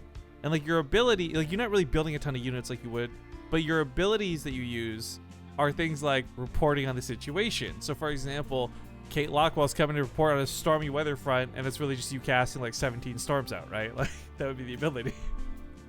But she doesn't like help do anything. Well, no, but I'm saying like she'd be more like a spellcaster type support thing rather than like a Dahaka single hero or like build a mass army. So when you add her on, you can cast like storms because she'll come and cast a stormy front. No, I'm saying like not like her as a commander, like standalone Kate Lockwell, right? Right. And like her abilities are all about reporting on the situation. So she reported like, uh-oh, looks like there's a giant lava worm approaching the battlefield, and it's like really just like your ability is to summon the lava worm, but it's her reporting on it. You know what I mean? I get you. It would be cool if it was all like actual things that have happened in the campaigns, like she could describe. So, because then you could actually give her units from the campaign, and it would make sense. But She actually make a great announcer just in general, thinking on it, rather than like co-op stuff. Yeah, I was also thinking that she could like, I don't know. I thought when you said support co-op commander, I was thinking like, actually, I can't like, this probably can't be actually made into a flipping co-op commander, but something where like she can rally the people and like get you a bunch of reinforcement militia SCVs and like so on and so forth. But anyways, Angry Reddit poster reporting for duty. It's gonna be great in war. This has been a fun beginning of the game, to be honest. Sue's Overlord barely not dying and then dying. Ling's into the main base. Don't actually kill anything though, and Kiara getting a couple of drone kills, but really nothing too substantial. Sorry, I missed that too. This is actually really tough to do without Twitch chat open. I gotta keep going to the alerts list. True Vlad. I don't know that name. I would never recognize that name, but thank you for the subscription. Thank you. Banshee's always cool to see. Unfortunately, pretty easily dealt with by most Zerg. But the timing for this is going to be really unfortunate for Sue. As the Sport Caller's not done, and ideally you'd have an Overseer out so the Queens can chase this a little easily, but a little more easily, I should say even. But not here, not now. So here we'll get a little bit more damage done with this, but unfortunately it's kind of coming to an end. So pulling this back and meeting up with the second Banshee, I think is definitely the right move instead of diving in and dying for 3 more drone kills. So I wasn't thinking about this game at all. I was going to think about co-op commanders and how like one of the things that people want to retcon is Mengsk and come back as a co-op commander. And I was just thinking like he could literally have an ability called fake news. He does like the exact same thing I was just talking about, where he rallies the people, or like conscription because he's a fucking dictator and forces you all into the army. Oh, actually really cool. Well, so here's the thing, right? Like, I feel super extra biased against Tychus because I want to be clear about this. I first learned about Tychus, his abilities. I watched the video. Then I learned who it was behind Tychus, and I'm like, yeah, that sounds about right. I really didn't like this guy in the Blizzard team anyway. But the whole point of co-op, right? The idea behind it is like these are missions that are happening in the galaxy while you're fighting Amon in the campaign, right? And like by completing a co-op mission, you're like aiding to the overall war campaign. And I think it leaves a lot of opportunity for even characters that are not canonical. You could have a completely unique new commander appear out of nowhere, like kind of like what they brought. Like Sergeant Hammer came out of nowhere. You could make a new Sergeant Hammer, right? You could, but that was a kill, not a cancel. That's a big freaking deal. But I could definitely see why they would never want to do that unless they really ran out of people. They're literally going to like the peasant in mission 2, and they're like, maybe we should just make new cool people. Because people are gonna buy things they already know, right? They want it. That's why Heroes of the Storm is what it is. Yeah, but I mean, we're thinking Terran, but think something like, they kind of brought Selendis out of nowhere, and then she became a main character, right? Like she was just like a hero carrier, and then now she's a big deal. Okay, but that doesn't. I guess it's not the same as just literally like an added. When are we getting Selendis? That'd be an amazing co-op commander. No, yeah, that's actually. Oh, wow, we're really bad at casting. So that attack wasn't so important because there were roaches and lings, but then we just entirely missed Banshees killing a hatchery. So. Well, hot at the end. We caught the most important part. We caught that it happened at all, guys. Well, in fairness, though, I think that the Banshees killing a hatchery is actually a lot less devastating than a lot of drones lost, because this is pretty easy to slap back down, and he'd already been taking another base or planning to anyways. But the fact that this was an opening for the Banshees to get in there, with a Spore Crawler here, right, with Queens that have been on guard, it's absolutely bad for Sue. And I think that I like Sue a lot. He's a really good Zerg player, and I'm not even saying this like as conjecture, just objectively. He gets second place in everything. The memes aside, that's second place in everything. Like, he gets through these brackets. To be struggling this early against Cure honestly surprises me, because Cure's a great Terran player. Like, seriously, like top 3 right now. He's like just absolutely on fire. But the way he's dealing damage to Sue, this isn't like, oh, he caught him off guard with a proxy. These are like pretty standard, like step 1, step 2, I'm playing mech Terran things. I don't know if they're standard, though. But they're not like Hyperflight Rotor Banshees, right? Like, this isn't 3-port Banshees or something strange like that. But they are like, so he builds Spore Crawlers against 1 Banshee apiece, and instead it's 3 Banshees kept to the side. That even if you had a Spore Crawler actually protecting the hatchery, it still wouldn't, they kill that and still kill the hatchery. So, and that Hellion Cyclone thing is like, it can happen. It's not the most common thing.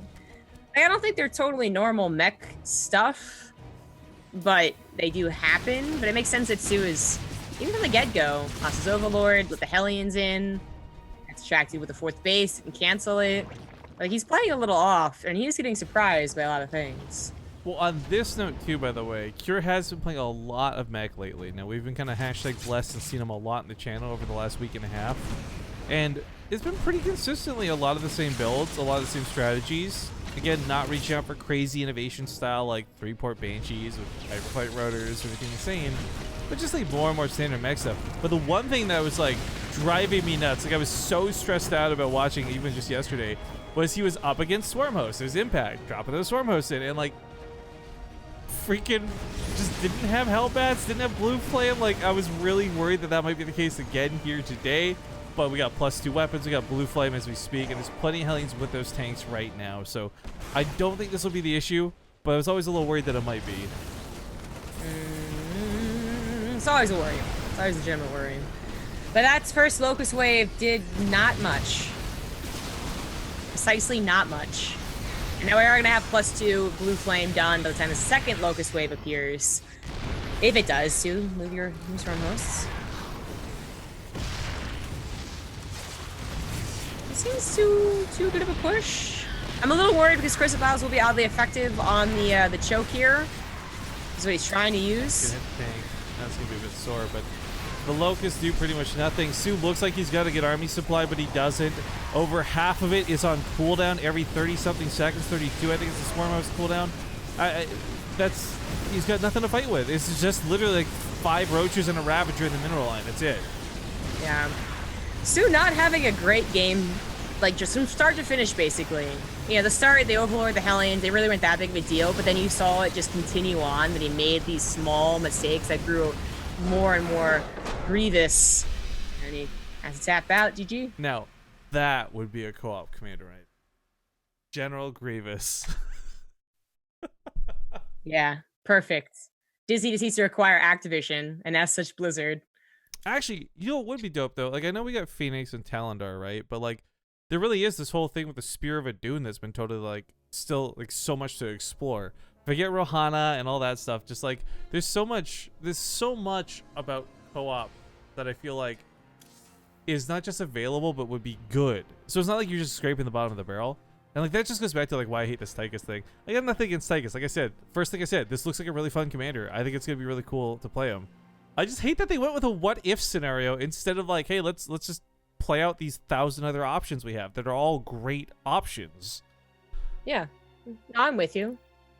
Like I don't care if it's because it's like this guy is like arguing like why you guys care it's canon. It's actually not canon. It's a what if scenario. It's like, well, both are equally bad in my opinion. Like a retcon or a what if scenario, considering how many other things we have that can play out. You know what would be the greatest thing they could do for a co-op commander actually? What's that? And this would only satisfy people like yourself and me. I don't think this would be like a mass general public appeal. But some sort of diva parody. It's like you not diva, but like Biva or something. You know what I mean? Like just like because they retconned her. Let's just claim her back a little bit. There's no diva in StarCraft, guys, but there's a Biva. Eepa. Spider Pig. Spider Pig. Thank you, Ferguson, for the 52-month sub. All right. We're going to get into Darkness Sanctuary next. And again, I love our old intro for this. I'm just super sad we don't have them loaded because I didn't realize we were using the old maps today. I would have thought we were using new maps. I'm honestly surprised we aren't. Because there's the times where the new maps are introduced on a Tuesday for the rest of the regions. And you're like, well, that makes sense. Why Olimoleague wouldn't do it. This has been a week of the new maps. Unintentional by Blizzard. Don't tell anyone. But I think the other thing too is like the new maps aren't even bad. You could at least argue like, oh, if these new maps are all super crazy, you would actually need time to adjust. But God forbid that I praise Blizzard, right? But they did a good job with this season's maps, I think. They've all looked pretty appealing. There's one, is it Fracture? The short one I think is Fracture. That makes me like kind of question rush distances a little bit. But I mean, even then I'm like, this is still a pretty good map. I have no strong opinions because I haven't cast it yet. Because all the tournaments I've cast have really all map pool. Let me like you're the chosen one. Well, folks, if you want, oh shoot! This reminds me, I never handed out the replays from yesterday. I need to do that today. So I'll do that after the cast today. If you guys want to see what some of those new maps look like firsthand, just be sure to check in on the BaseTradeTV subscriber Discord later today. But let's get into it. Spawning here to the bottom left side. He's down one game at the moment. We have the Red Zerg, Sue. In the top left is the Blue Terran. He is Cure. Yeah, the new maps were pretty fun. I enjoyed them pretty thoroughly. I don't think I watched any of them and said this looks super broken. But again, time will tell, obviously, and people will figure out cheeky spots for proxies and have you. We also had Mr. Lens. Lambs. Thank you very much for that Prime sub. But on that note, too, because we haven't advertised it yet today, I'll quickly just mention that there is a Discord for BaseTradeTV. It is a public Discord open to all. There's a subscriber-only channel within said public Discord. And if you join that channel, if you sync up your Discord with your Twitch so it recognizes you as a sub, you'll get access to replay packs and other cool things. But yeah, Discord's not like we don't force people to come in and chat and hang out and do all this awkward interaction. It's just a really good resource for us to bridge the gap between being live and when we're offline to still talk with you guys. So I'd highly recommend getting in on the Discord. Just type !Discord and chat. You should look at the my webcam. Okay, what's up? Hello, kitty cats. Let's give oh, how do I window capture? So you're cute. You're cute. Hang on, don't take it away yet. I'm trying to share with the stream. There we go. Oh God. Well, of course now they're fighting. You can see Apollo's little tail. So cute. Want to suck your blood? It's so weird how like there's also like a dog on the front page of Reddit yesterday that would like lick his it's like a fake puppy doll, right? And then he would lick it and then he'd bite it. I don't know about that, but did you see the border collie that was watching itself on TV? Oh, that was so cute. Jump, jump, jump. Dude, we jump, started jump. bouncing up and down, so excited. I'm like, I want to be that happy, man. Yeah, that was so cute. Agreed. Like, oh, Jesus, Apollo's like forcing him. Yeah, to at this get point, we're kind of like getting into like hashtag me too. Like, maybe we should, I'm gonna go ahead and turn that off real quick. back. Aw, Blazer farted. Damn it. Of course he did. That's his defense mechanism, dude. He's like a skunk. He's like a skunk. That's how he's got to get Apollo off of him. It worked. Apollo's like, never mind. It's too much. I do love the cat cam. It's been a while. Glad to see both your cats are doing well, of course. Yeah. You know, I bought a, I finally bought a, whatchamacallit for cameras, a tripod for my cat cam so I can like reposition it. And then I went to Korea and then I was sick and I traveled again. And so like I haven't used it in like 3 weeks. How's Nugget been, actually? I don't think I've even seen or heard you talk about her in like forever. Yeah, well, she was like so on board being a cute, cuddly little kitten, and I think if I hadn't gone to Korea for 3 months last year, she would have like really like, you know, been my cat. Well, But good she's, though, like, because she's supposed to be your mom's cat, right? She is, yes. And Blazer is still my dad's cat, even though I think Blazer misses me whenever I leave. And that works out fine. But Nugget like never comes into my room. I think she's scared of my room, to be honest. Yeah, it's weird. Pure all day has been diving through mineral lines. Oh wait, that was Bunny earlier. Take it back. Never mind. I got my terms mixed up. They're all the same, am I right, guys? Pretty much. But you're not wrong, actually. Cure did dive for the same exact number of drone kills as last game. 4 drones, 4 drones. I think it's a risk worth taking because we've seen so many games where it doesn't have to be a lot of drone kills. Even just like 6 to 8 can end a game for a Zerg player at this level. I mean, you lose 6 to 8 later on, who cares? Just remake them. But this early, it's always really rough. And it's really tight, too. And this is not cross-spawn, so I would go into the spiel, especially if Kira's going to go mech after this, which he's not, about how, you know, like 4 drones really doesn't matter, and hell, even 15 drones might not if you can buy enough time, right? But this is going to be a good old-fashioned 6:30, 7-minute follow-up because it's on a 3rd CC. With continued harassment probably towards that main/4th. A lot of Zergs get the 4th over to the left side, even though they're technically expanding towards their opponent, and I don't like it. But I can also see, you know what? I see their point though. Because you take the other 4th, like this 4th is what I'm talking about. Towards your opponent's bad. But you take this 4th, and suddenly you're being dropped on the other main base and hip popped around. And even if it's not the case, like you still have to go through a choke, which means the Terra might be able to be on a concave, ready to intercept your defenses. Like it's just not ideal. I see why. I think I'm at the same point though, where it's like it is weird to watch them expand towards somebody, but I kind of miss the days of Zerg versus Terran where you would intentionally do that. You wanted to get aggressive. You would put your bases forward because that's where you wanted the next fight to go down. Yeah. Well, in Legacy of the Void 2016, Zergs were actually so overpowered, aggressive, that they would always expand towards their opponents with a 3rd base. I think what you meant to say was not nerfed. Yeah, they weren't nerfed at all. God, I'm never gonna get over that. Neither will I. Never forget, guys. Like, Legacy of the Void beginning was our jam, to be honest. That was the best time. Dude, while I was casting Max's Black, I snuck in the reminder that we beat him in Archon mode a little bit. I'm just throwing that out there. Oh, wow. I forgot about that. Yeah, him and Puck, that was like one of the more fun series. Yeah. Nothing will ever trump when we beat them. We knew Zerg was overpowered, and that's the race we chose. Yeah, because that was the time too where Protoss was super underpowered. I love that they're like, hey guys, it's the Protoss expansion. What can we do? All right, let's make units take more damage while warping in. See, the first year of Legacy of the Void was like the second mission of campaign. Where like, you know, Protoss, the big bad Colossus walking around, and then they get smacked. They get the Kala taken away from them, and then you're like 1 unit, like 4 stalkers. That was the first year Legacy of the Void for them. If the Protoss lost the Kala, would they be white or black? Oh, color Kala. Oh, you got no Kala in your skin. You feeling all right? The albino? Yeah, I think it's be all white. I don't know. Ooh, nice Widowmine shot there, popping off real good on top of those links. A lot of gray simulant goop all over the ground. Someone, Flogston, why is the StarCraft game interrupting my cat wrestling? They are wrestling. It's actually quite wrestling. entertaining. Oh, Gotta he's almost got Apollo's collar off. Wrangle and wrestle. All right, we'll put Cat Cam back on. Oh, it's Zombie Grub's face. No, get this sorry. out of here. Yeah, you don't want to see that, do you? Here we go. Like, at one point, like his collar was like all around his ears, so it was like his like face was all like pooped up, like and tiny. Take your bets, ladies and gentlemen. Who's gonna win, the orange or the white cat? Get him in now while you can. You can catch this instead of the game. That was an epic jump, man. Apollo's always he's a more entertaining guy. He's a Terran player. I still have this like belief. Look at that stance. Look at that stance. Like, you know, if Apollo had like a human voice, I feel like he'd have like a really deep like baritone voice.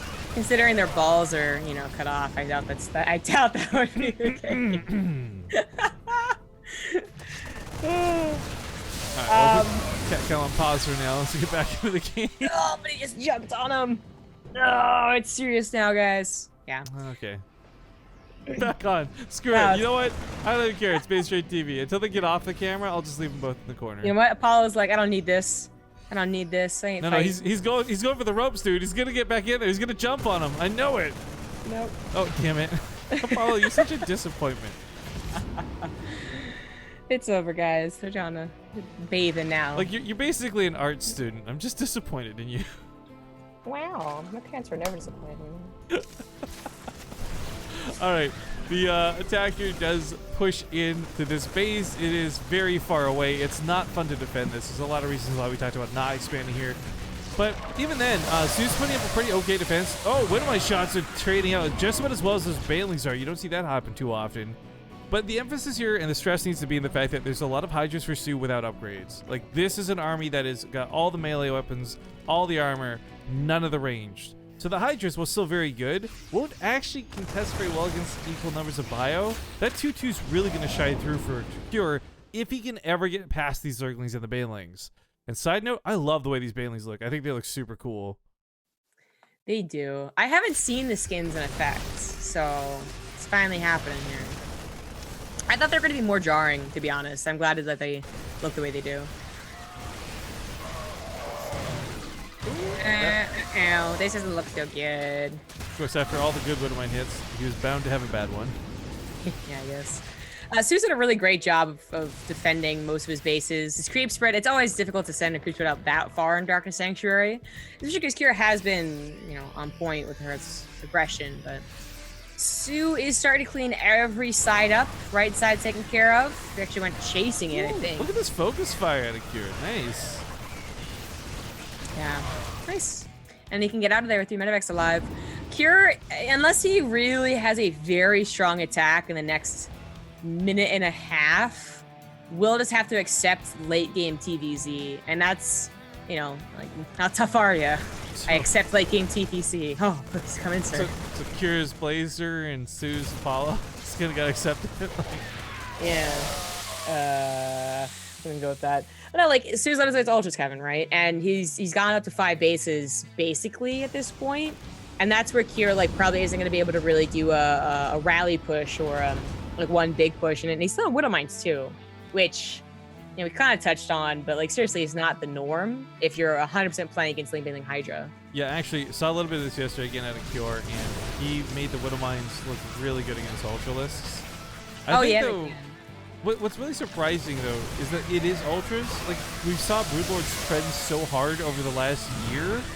Ultras really fell out. I'm really curious, especially why now on a map like this. Maybe mobility is a little more key, and Ultras, well, not much more mobile, slightly more so than Broodlords. Maybe. We saw like innovation also kind of prove that Widowmines can be used into the late game, but it always seems like it's because they were caught in that situation, and then they just like made the best of a bad scenario. It never seems like Widowmines in the late game are like, actually what they really want to do. If that was what they wanted to do, like when I get Drilling Claws.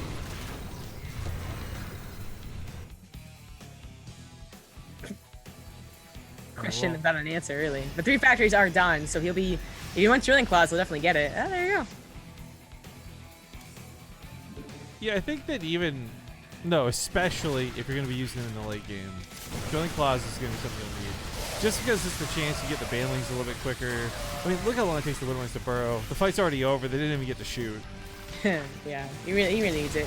But like he went through 3 factories and not. Oh, okay, those banelings have really good connections, and did not put it into tanks. So he's gonna have 5 Widow Mines at a time being produced if that's what he wants to do. I think you really want to have at least a couple of tanks though, because we are getting to this point where I think you gotta just be like it's late game TPZ. Like, where's the Ghost Academy as well? I think, well, Ghost Academy is a priority, but I think Liberators can actually bridge the gap that tanks leave by not being here. I was going to say that really quick, for those who don't know, like, the reason Widow Mines work out really well is, like, not only do they pierce armor, so basically they have a huge shot on the Ultralisk, as long as they're taking out what's in front of the Ultralisk, Bio can deal with the Ultras. They can kite all damn day. The Ultralisks are only great when they're supported by a proper supporting cast, of whether it's Banelings, Zerglings, Hydras, you name it. Yeah. And I was saying more like tanks are needed late game TVZ for this reason. The counterattack we see set up for Sue is like 5 tanks repositioned with a sensor tower, which he should have a second one. That's actually, I think it's just a mistake here. Yeah, he doesn't have room to build it because there's too many damn supply depots. Yeah, is a very good way to handle such a big map, because like it's big for both players. Ling run bios are going to be hard to deal with, and they have adrenal glands. Drops are going to be hard to deal with when you have your 12th base under attack, right? So Senate towers and tanks are usually a great way to try and just leave them there too. You get like 8 supplies worth of tanks, and then you just leave it there, and it's not really that bad. But they aren't necessarily needed for the attack. But Kira is being sent back on the left side. He's finally cleaned up. I knew opening Twitch chat was going to be a mistake. The first thing I see is some guy with a penis putting FAP emotes in chat. Mods, where are you this morning? Hello? Why was I the one to time that out as soon as I joined back into the stream? To be honest, I had to time out someone who made like a copy pasta like boob like text emote, you know what I'm talking about, picture. Like, and I'm just so not used to having to do that, because like Moobot takes care of it, or I don't know, I'm timing people out who say shitty things, not people who have stupid names. I just didn't even pay attention to the fact that that's a penis. That's a penis. This is a little bit tough. There's no building armor, so the Ultras, the Hydras are all doing a lot of damage. If he goes to the mass repair, looks like he's gonna hold on to this. Makes this really not worth it for Sue. Sue expended so much gas into this. I mean, yes, he's remaxing, so he's back up to 180 something supply, not a problem. But he's maxing out on Zerglings, and like, he doesn't have that much gas for anything else. No upgrades, for example. Not getting the 3 range weapons once this completes. Like, he's gonna be gas starved for a while. I absolutely agree with you. That was a point where he had a huge bank to make a mistake like that, but he's made that mistake, and he better not make another one in a similar fashion, because Kira is now on those 5 bases with extra orbitals. Vipers, you want to do something? Blinding clouds? No, they don't want to do anything. I mean, you put the blinding cloud like a little bit on or behind. Yeah, there we go. And the army gets sent forward. That is their automatic AI reaction. So it's not like they're useless to put down. I mean, even parasitic bombs or abduction, the Liberators to reposition them. Like, I was just surprised to see them not used at all. Glad to see he's finally remembered that he has them. The problem is, though, Cure's still putting on the pressure really hard. So just continue to expand, though. So, hey, credit where it's due as he continues to try and get more bases and get more gas, more importantly. Banley's finishing up, and once they're done, maybe that's the fight he wants. I mean, Cure's army, though, look at this. This is a not expensive army. Even if he loses all of this, the trade will be better for Cure every single time. Yeah, definitely go for the abducts here. Take those Liberators out of the equation. But, okay, actually, that is going to be enough. A couple more Banelings hit towards the end, but Ultras can be kited down. It's exactly the position that they don't want to be used on. Suddenly, you went from a decent trade to losing 4 very expensive Ultras, almost 4, and the tug of war continues with these expensive but kiteable units. Hoping they get a rude boy for that Twitch Prime sub. Good time here, right at the end of the game. Last couple Ultras died. No Queens for Transfuses. This is all kinds of bad. Woodman almost got another shot off. Unfortunately, did die. I think, though, that Sue is really just stuck. He's making more of the same, and he's losing out every time. The resources loss gap gets wider and wider, and I mean, he's just throwing his head against the wall. Yeah, he is. And, you know, I really would have wanted him to stop making Ultras, basically. I think this is a situation where, like, Ling, Baneling, Hydra, even though there are Widow Mines, Drilling Claws, if he gets more surrounds, I think it's still fine. Ultras getting kited every time. I think what we're seeing right now, though, it's less about, like, Yasu's dying, guys, we get it, right? But it's more like this is an example why we're seeing Broodlords be the more popular option with players. There's no ghosts in play. There's no sick like auto snipes going off. You're just getting whittled down because the bio walks away from you. Like without a fungal, like at the same time, though, you could argue you should have fungal growth to help with this, right? The army's slow, you can get chewed up by the ultralists. There's a lot missing from multiple things, but I think I just don't like the ultralists in general. And not to harp on the ultras too much, because he is still getting a decent, like he's trying to get a decent number, I should say, of Baneling Hydra.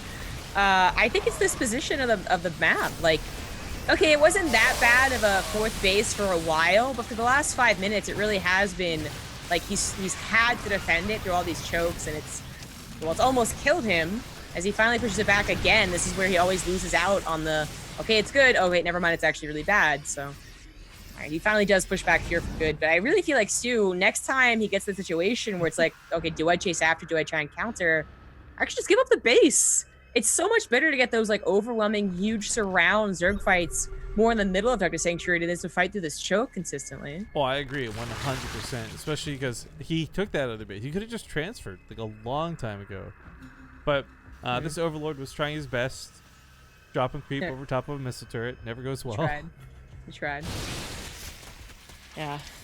Now this is where there's a little more room to maneuver if he gets a better concave, but he is off of creep going in a direct line, so I don't like this from Sue. Yeah, that was weird. Okay, well, more units are coming through, and Queens, I think? Yeah, Queens trying to transfuse. But why, though? Oh, that's what am I, please? This was going pretty well for Kier right up until that Widowmine shot off, but still, even then, Kier's like production is just fantastic. It's been so odd watching Widowmines. How many Widowmines have died this game, by the way? 58. I want you guys to wrap your head around that. There's been almost as many Widowmines as there have been Marauders this game. Meanwhile, Kier has like a double drop killing the bottom right base and is now going to go after the bottom, well, real bottom right base, I guess. So this is just... The bottom righter base. Exactly. The bottom rightest base. G. I want to refute this thing in chat, though, because I see this all the time. It just bugs me. First off, before I do, though, congratulations, because that was game 2, meaning Kier does advance, right? Mm-hmm. Yeah, only best of 3. So he'll go to the semifinals and square off against Deer. We have Solar versus Zest in the top half of the bracket. So we got 2 best of 3s and a best of 5 to come. But before we go to the break here, again, I've made the mistake of diving back into Twitch chat. The whole tier 1 debate about Terran units is so just... It's frustrating to read because it is such a nonsensical argument. Marines and Marauders don't automatically counter an Ultralisk. Marines and Marauders only counter an Ultralisk because they've got Widowmine support as well as a medevac with them. It's not like tier 1 beats tier 3. It's like tier 1 plus several tier 2 units and good control beats tier 3. Like, it just, I hate reading this argument, and it's not coming from a place of being Terran. It's just like inane. I can't. It's a dumb argument. It's just dumb. It's like when Baneling Hydra beats a Ghost composition. You're like, well, Ghosts are tier 3, so why didn't they win? And that's not how it works. It's not how this game just isn't based off around that, guys. Well, folks, we have Zest versus Solar happening first. Lobby's going up now. Small commercials. See you soon.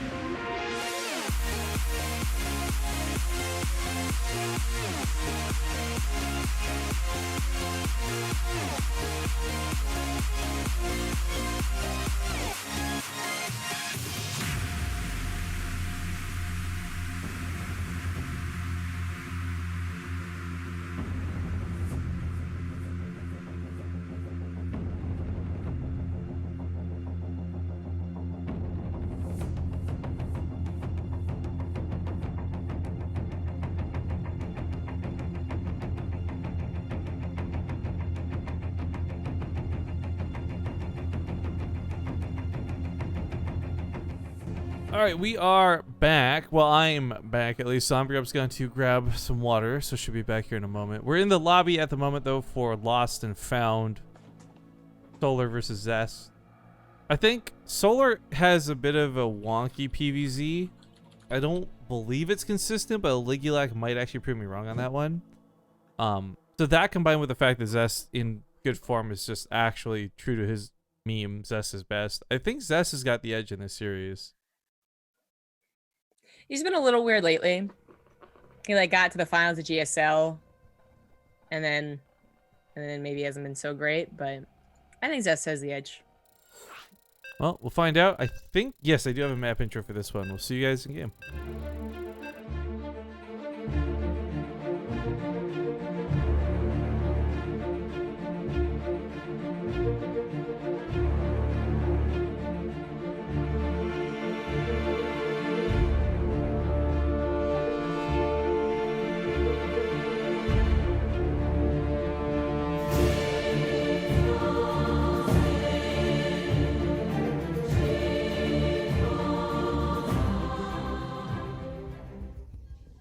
Do you guys like StarCraft 2? I like StarCraft 2. Oh. What am I doing here? I'm leaving. Goodbye forever. I thought this was a League of Legends stream with professional casters. It is the semi-finals for the Olimoleague. It's the first of two. We'll be casting both. Don't worry, they're coming up back to back. We got this best of 3, another best of 3, and still a best of 5 to go. If you're watching this on YouTube, make sure you guys have hit that like button if you enjoyed the video up to this point. Comment on all the racial imbalance that you feel frustrated, pent up inside of you below. That being said, let's get into game. Spawning in the bottom left, we've got the pink Protoss, Zest. Pretty. The top right, as the red Zerg, he is Solar. It's really weird that he's not part of Splice anymore. He's just been part of them for so long. But unfortunately for poor Solar, I know that there was a clip where he mentioned he'd love to be part of Team Liquid, right? And all these other things. That's not going to happen.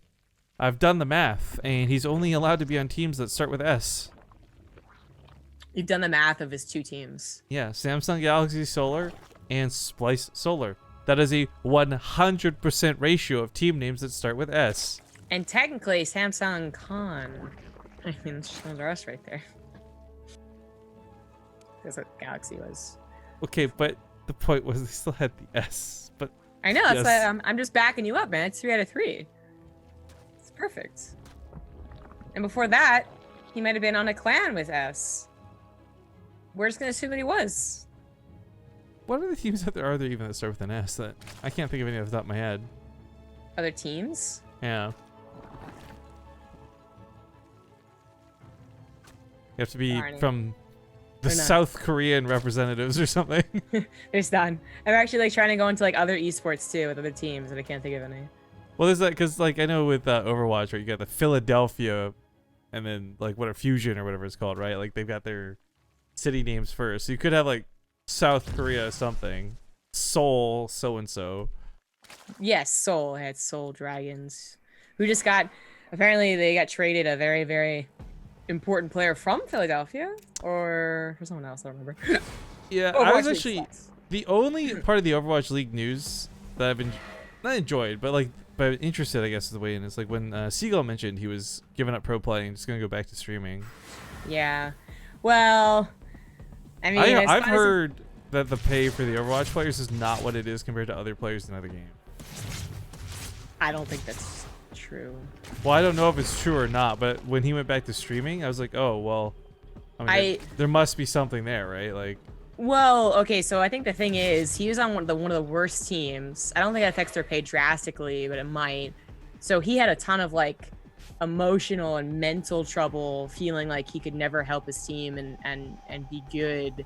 And then he is the most popular or one of the most popular Twitch streamers. So that's like that's the exception. But I'm pretty sure that Overwatch players are not complaining with their salaried. I'm pretty sure they're salaried and like health insurance and stuff compared to like other teams. But Yeah, I'm not saying it's a fact. I'm just saying that that's what I've heard. So I don't actually know. yeah. Well, it's actually a very fun topic of debate for all of y'all in Twitch chat. You like wonder if we discuss all this business stuff, and it's like, of course we do. Of course, the StarCraft 2 casters and Heroes of the Storm casters are like rumor mongering about what Overwatch players and casters make. Of course we do. Yo, speaking of Heroes of the Stormcasters, we all know we love Gillyweed, but man, lately a couple of the last pictures she's posted that people have like taken at her at events is so badass. Like, just like such a cool woman in esports. Like, I don't mean this in any kind of like socially righteous way. I'm just like, that's a great picture. Gilly looks awesome in it. She does. I'm glad she's getting a lot of opportunity. She's actually doing a thing for Facebook at Gamescom right now. Not for StarCraft or sell out. Sell out. Am I right, guys? She at TwitchCon with Day 9, so she's already been a sellout. Am I right, guys? Oh yeah, it was like Divinity or something. They paid like so much money for that stage. Ah, right. The way that you hear like the you know, I'm not gonna get that deep into it. I'm not gonna get Blizzard angry at me. I'm not gonna finish this up. Am I right, guys? What one of the two of us can still speak ill of Blizzard. So I'm not saying type to me what you wanted me to say, but if I were to like read somewhere. I'm not reading this from anywhere, guys, but for no. So I had a random thought just come into my mind recently. Yeah, exactly. So they got us, Rifkin. There is the Sloth Esports Club, which there you go, Sloth is Solar's next team, guys. And there's literally SKT, which is like my favorite. Are they still? But they're not still like around, right? Well, not for StarCraft 2. Yeah, well, sorry, that's what I meant. Exactly. Obviously still around. Yeah, they're kind of like still a big deal or something. I don't know. Faker, quote them. Yeah, some other game. Some indie. You know what I loved actually? Nova War got me a couple times with this. It's the same joke over and over, but we're running into things like the lobby bug and stuff while we're casting. And he's like, Rifkin, don't freak out. Blizzard's just a small indie developer. They can't afford to hire help for these things. I'm like, you know what? Sometimes, like... That was spammed, I think, when... so Overwatch League had their... Overwatch had their... began their World Cup stuff in Korea, and they actually dropped out of a game. They had yes, I saw that. That was on live stream files or whatever, yeah. Yeah, exactly. And people were like, it's a small indie company, guys. Don't worry about it. Yeah, the commentators too were just like, That was apparently very bad, like a terribly set up event, but it was kind of not their fault. PC just died. Anywho, this game isn't going on. We've talked like zero about it, which is fantastic. It's PvZ, am I right, guys? Well, in fairness, Archon drop, sell it, all getting pushed back by Solar's roaches. Right, this has been pretty like what you would expect. If there's any other player, I think we highlight the Archon drops a little more. But it's Zest. He's kind of like the grand pappy of this build. He's so good with it too, and I think all he has to really do is keep Solar from attacking, and mission accomplished. All other players, they look for drone kills, they get a bit greedy. Hell, Zest might get some here, but the reality is this Warp Prism won't stick around forever, not because there's a bunch of Queens or Hydras chasing it, but because the Spire will eventually allow him to clean this up. And once this gets pushed off, Zest will have to take a bit of a break, but Zest is being Zest. He's got really good coverage on the map right now. The Oracle's covering the army. The other one's just chilling on the right side. Every time I've watched this guy play, ever since that fateful balance patch where he went home strike up, right? Like, he's just made so many right moves. Like, whether it's detection and vision and observers and, like, just controlling his army. There's a lot of memes, and like, Zest will have his off days for sure, but I love watching Zest play. I really do. Yeah. And then he like drops everything and dies by like, for instance, pushing into Nidus, which is what's happening right now. Getting to plug the hole in the wall. Well, he does have an immortal. It was perfectly timed, but he does not know about the Spire. The Spire was placed in a very clever position, and it was pretty fast too because it was still off of 3 bases. So this is it's this weird moment where like the warp prism can warp in Stalkers. It may not be a big deal, but if it warps in Zealots first, then it is a very big deal. This actually to me looks a lot like ZVZ almost when you do this, right? Like, okay, you'll clean up most of that Protoss army, but how long will it take you? Yeah, no, that's exactly what it is. I mean, it is actually, they were originally going to go across the map, decided to come back home, but they aren't taking care of the Warp Prism that quickly. 2 Archons, almost 3 Archons still alive. The Archon scared him off. I don't think that one Archon should have stopped that, because that could have denied all the Stalkers in the Warp in. I agree with you there, but the attack is still going to be held. There's just too many roaches. Ooh, that scoop up on the Immortal, though, stays alive a little bit longer. More damage going down from 8 kills to almost 12 on this bad boy. Get him. Get it done. Get it. Get it. You know what may have happened there for Solar, though? This is kind of cool. There's the GG, yeah. I was going to bring this up as the mutas were hitting in. He sees those Stalkers warp in, and rather than dive for the Warp Prism and kill them and deny them, he says, you know what? That's money. Those are Warpins. You're not going to have those at home. So going right across the map, risking dying at home, knowing that he would guarantee kill Zest on his side of the field, that's a risky move, but it really paid off for him because, well, he won. I also really wonder about how good the attack would have been even if the mutas were like 30 seconds, a minute later. Like, they really weren't involved with the seal he's going for, because Solar still had like a ton of roaches and was able to build quite a few of them. It's not like he was also trying to fit in Hydras and 80 drones. It felt like Solar was already somewhat prepared for that attack. It just was more all in, I guess, because of the mutas. It was bad, man.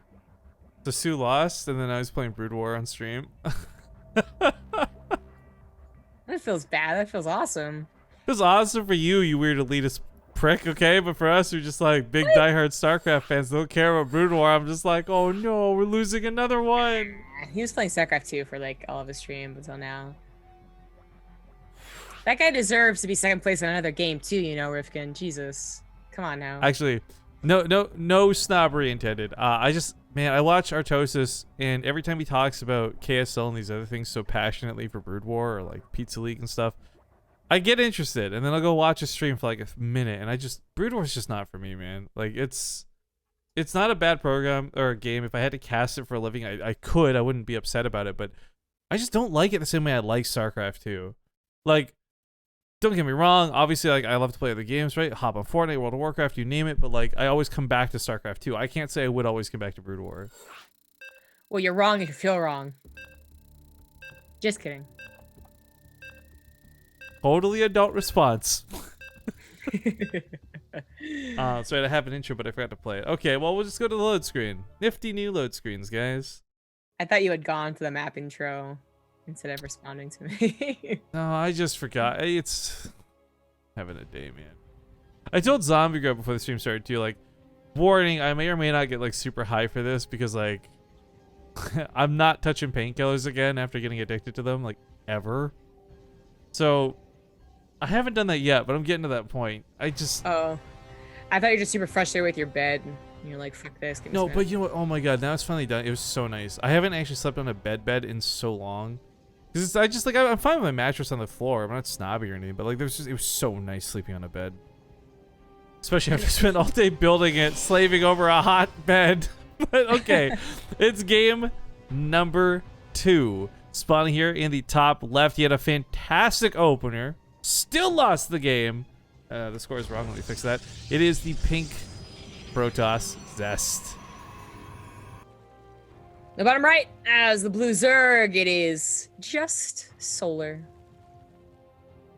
Also, people seem to have confused you with somebody else. They're saying, welcome back, Zombie Grub. This is actually Gombi's Grub. She's here to replace Zombie Grub, since Zombie Grub's a big shot WCS caster now. She doesn't have time for BaseTradeTV. Oh, once they move StarCraft into a league-based format, like Heroes or Overwatch League, I'm out of here, guys. Yeah, once they establish an esport in this game, I'm done. And like that, the Disney, like, what Disney movie is that old witch taken from where she like crawls back into her burrow? Is it Snow White? It's the one with the apple. Yeah, you eat the apple and they fall asleep. Okay, that's what I thought it was. Okay, yeah. I'm that witch, and like that's WCS 10.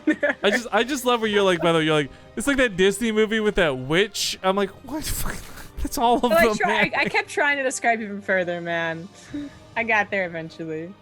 Oh, actually, speaking of Disney, obviously there's been a lot of hype about, Wreck-It Ralph 2 showing off all the princesses and everyone obsessed with Mulan, right? Which, by the way, Yes. I've loved all the fan art that's come of this. It's actually my favorite thing. The movie's not even out They're yet. gonna bring back Mulan to Disney World. I hope. Dude, so I was gonna say, no one's talking about Gal Gadot's character though that just got released like with that latest trailer. Burnout or whatever the hell her name is. Dude, she is so hot. I'm in love with this Wreck-It Ralph character, like straight up. And I was so confused right there. I mean, first of all, I didn't even hear the name. You said I heard like Galaga's character, and I was like, the video game? Oh no, Gal Gadot or whatever her name is. Oh, Gal Wonder Gadot? Woman. Yeah, Wonder Gadot. Woman? Is that how you say it? I don't know how to say it. I but don't yeah. know. But now I understand where you're trying to go. Like, I now understand what you're trying to do. I don't know how to say the name either. But gotcha. But yeah, she's And I thought we gonna were talking be. about Mulan too, and I was just extra confused. Anyways, I think she's one of the antagonists. I'm guessing is for the movie from what I've seen in the trailer. I don't know. She looks really cool. Like I really like the design of the character. But Okay. yeah, Mulan and all the other princesses look great. But while we're not talking about StarCraft 2 for a second before the Oracle comes in, do you ever watch game theory or film theorists on YouTube? Sometimes. Okay, so they had this one recently about like what does it take to be a Disney princess?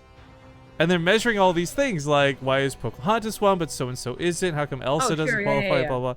And it was so funny because they do all of this math, but it basically boils down to what Maui says in Moana. It's like you're a princess if you got an animal companion and a dress or something like that. You're a princess. So And- Disney now chooses who is a princess or not. Yeah, with the Princess Club, and that's where this whole thing came from. Like, why are Yeah. some of these princesses but some of them not? Yeah. Like Mulan isn't a princess in any regard, but She almost became one briefly, and apparently a straight-to-DVD sequel that I had never heard about. wait, but how? She was getting married to what's his face, and he's just the son of a general. Yeah, and she thought he died, and she was gonna marry this other guy. And Really? dude, that's what I'm saying. I Like, kind of watched that sequel because the sequel is basically apparently that plot that I forgot, but the rest of the movie is let's find women for the 3 backup characters. yeah, exactly. Yeah. Oh God. Oh jeez.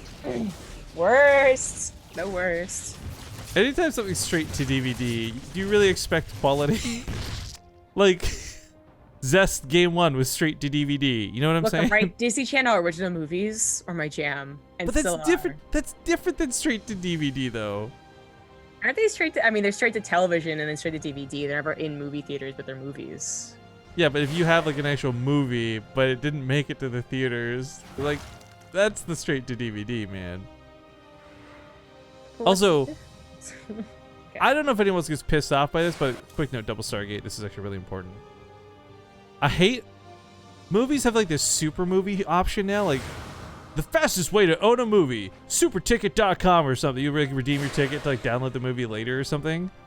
Yeah.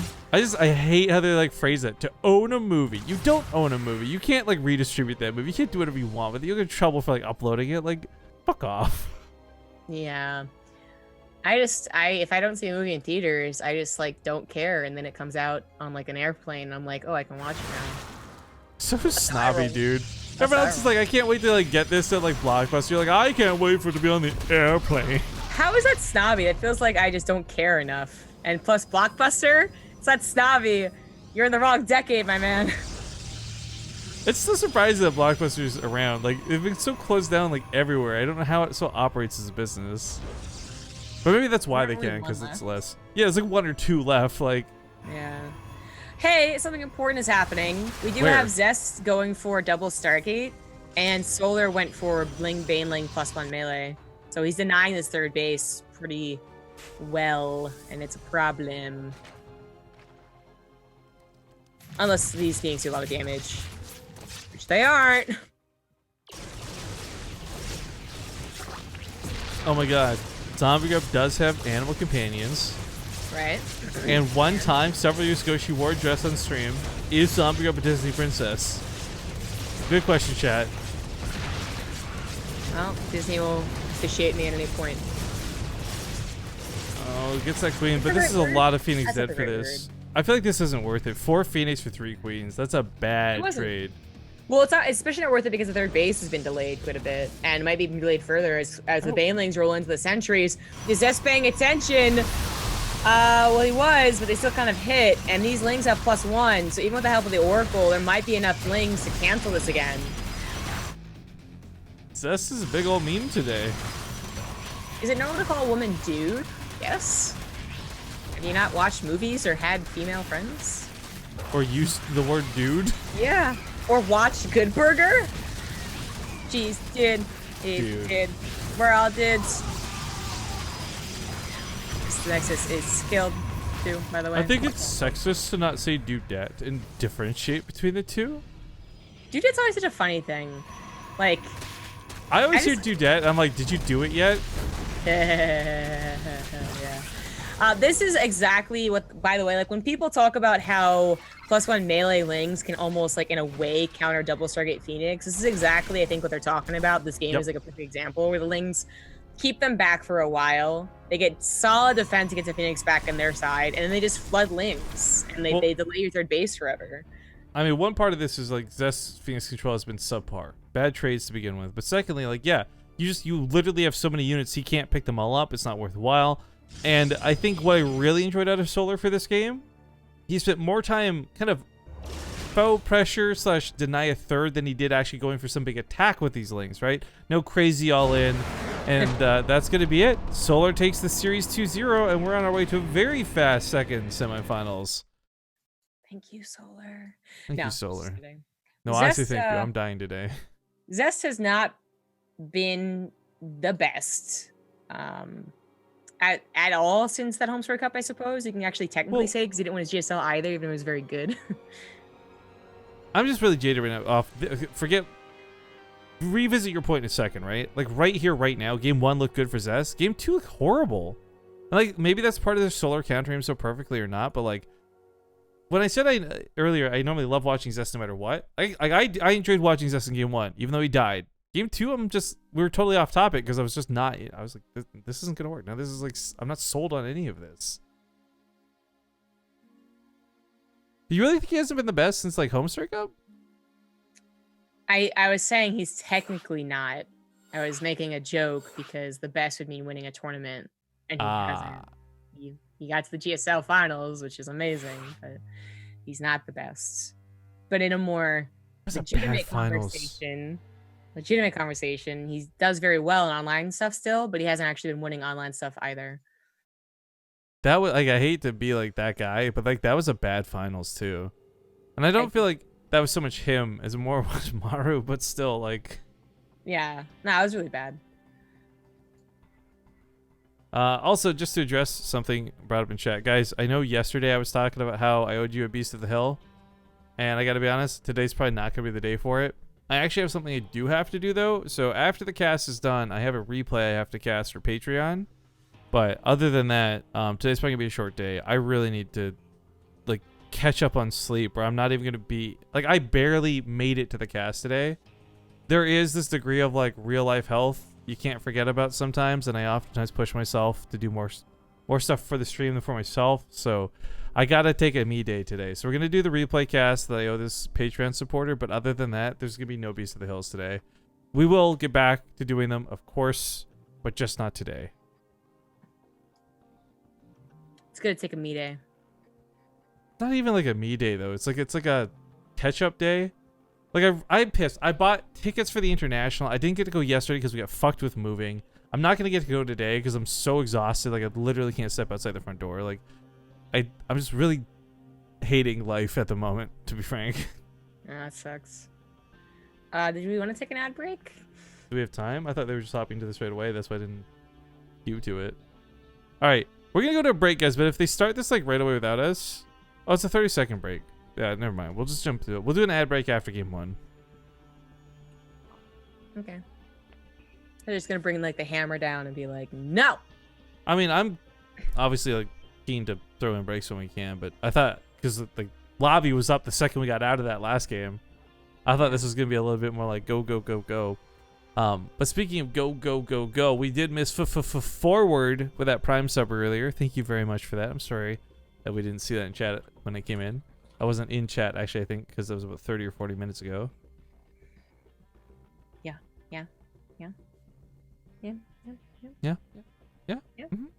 I am so hungry, man. Oh, nice to meet you. I am so hungry. Yo, yesterday I did nothing but travel. I didn't get to complain about my yesterday because I didn't bother doing it on Yo. on social media. Hang on, for Blizzard, because they're flying you out everywhere, right? That's what you're talking about? Yes, they are flying me. Yes. Are you getting good seats or bad seats?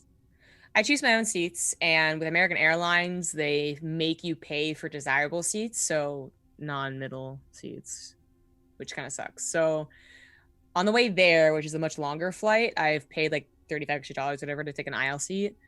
And the flight's back, I've just been like, "You're dead. Congratulations." But at least it's below 5 hours of a flight. So, Betty's gonna have an intro for this one, right? Oh, well, I did, but you know what? I forgot. We're we're not doing like, intros wait, today, guys. You did say intro, yeah. Anyways, but what happened yesterday was just like a series of unfortunate events, with like the airplane. So we'll do the intros and then I'll tell you this epic tale, this epic yarn. This epic yarn. All right. Well, ladies and gentlemen, we are getting into game number 1. Brand new best of 3 for the other semifinals in the Olimoleague. Spawning here in the bottom left side of the map, we got the red Protoss Deer. In the top right, going for a proxy, it is the purple Terran, Kier. A ketchup day. I relish those. That's a good one. You're so mustarded, Tom. Get out of here. Oh God. So this is gonna get action-packed soon enough, so I'll tell my story pretty quickly. So get to the airport. I go to LAX from Burbank, which is an hour-and-a-half long drive at the time that I have to go. Get to be there by like 8:30, let's say. But I got TSA Plus or pre-check, whatever, so that's easy enough. Yeah, just blitz on through, yeah. Yeah, so that's fine. Like I get there, I spend some time waiting, get some breakfast. It's not that big of I actually breakfast in the car, but I get there and flight's at 9:50. We get on board. It's a little late. So like everyone's on board at like 10:10, and they're like, okay, we have like 10-15 minutes of maintenance, guys. Hopefully it'll be over soon. Person behind me is like calling it from like the get-go. She's like calling her like agent and is like, they're gonna take forever. Okay, find me another flight. And she was right, man. She was right. She was totally on point. 10-15 minutes turns into, okay, we don't have the part on board that they need. Oh no. So they're gonna find a part from a decommissioned plane that they're not using and come back over. It takes a lot of paperwork, guys. So, you know, maybe 45 minutes and everyone groans. And we're all on the plane, by the way. Despite them knowing it would take a little while, they didn't delay boarding. And then 45 minutes passed and they're like, okay, they have the part, they're putting it in, hopefully it'll be ready in like 30 minutes. 30 minutes later, they're like, you know, guys, okay, unfortunately now they have the part and the paperwork's done, but the crew is now illegal. So we're going to find another crew and we'll get back to you guys. Like, hopefully they're in the airport. So we're waiting for like 30 more minutes. The crew's illegal? Is this Trump's America? Like, what the fuck? What does So that apparently mean? that's what they mean when they say that they have gone overtime and it's illegal for them to do that. So, that makes sense. you know, because it's already a 5.5 hour flight or whatever, and we just wasted 2 hours, like they can't do it anymore. Oh man, double reactor. Oh, it's gonna be so harsh. But Deer's going for one base target because he knows something's up because he scouted. Anyways, finish the story off. We all get a text saying that it's been delayed for another 2.5 hours.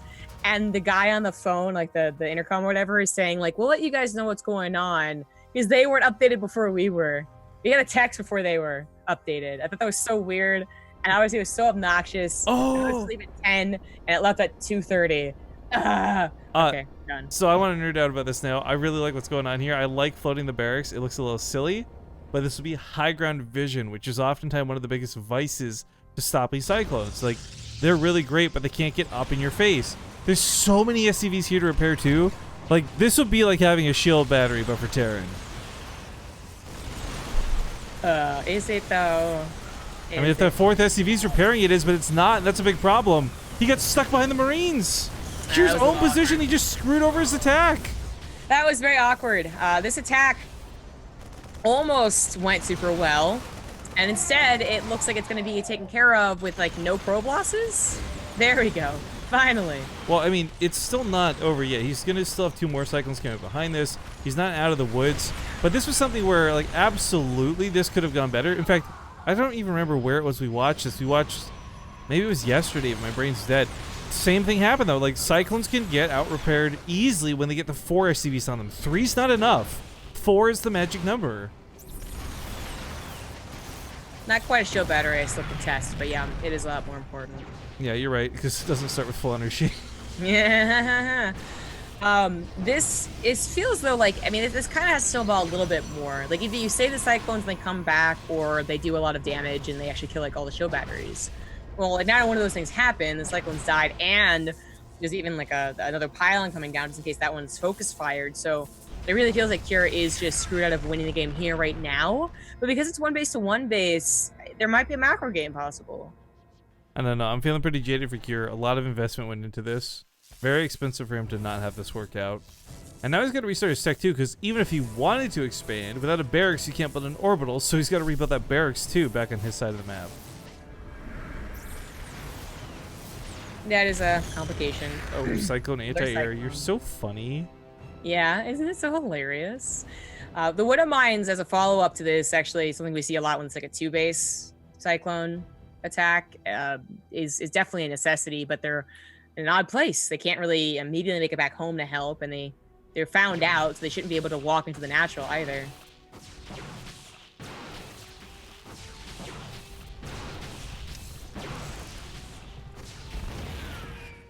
Yeah, that doesn't quite get the hit. What am I gonna get targeted by the oracles? Man, you just can't catch a break with this. Oh, actually, that worked out pretty well. Forget what I said. Pure targeting on the one worked out really well because the Widow Mine kills the other. Okay. He's still gonna make Widow Mines. Never give up, never surrender. I actually really wish I want him to just place Widow Mines along the map though, because it's clearly Stargate as the means of detection, which you're not gonna cast Revelation every 15 feet. But that's not what he's doing. So okay, well, trying to go for an aggressive attack. It's gonna be really difficult to get those Widow Mines to get the pop-offs. With more and more stalkers on the way. I just actually caught myself about to say the dumbest thing. Good thing you got yourself. 15 feet are too many feet, dude. How much you even want? So those Widow Mines that, I was talking about how they can't really make their way that home that fast. Well, they mostly died on the front lines, and they're not at home protecting the SCVs. So this is game. This is game. Yeah, the oracles might be out of juice, but I mean, even just the lost money off this. Guys, you can make all the balance complaints you want about mules. They don't make up this damage. This was too much. He lost some gas money off of this too, which I think is far more critical. Yeah. Oh, he was just impatient as hell. Gives up building the add-on too. Down 10 SCVs, it's workable, but even then, he's not on his second base quite yet, and he's still not. It's actually across the map.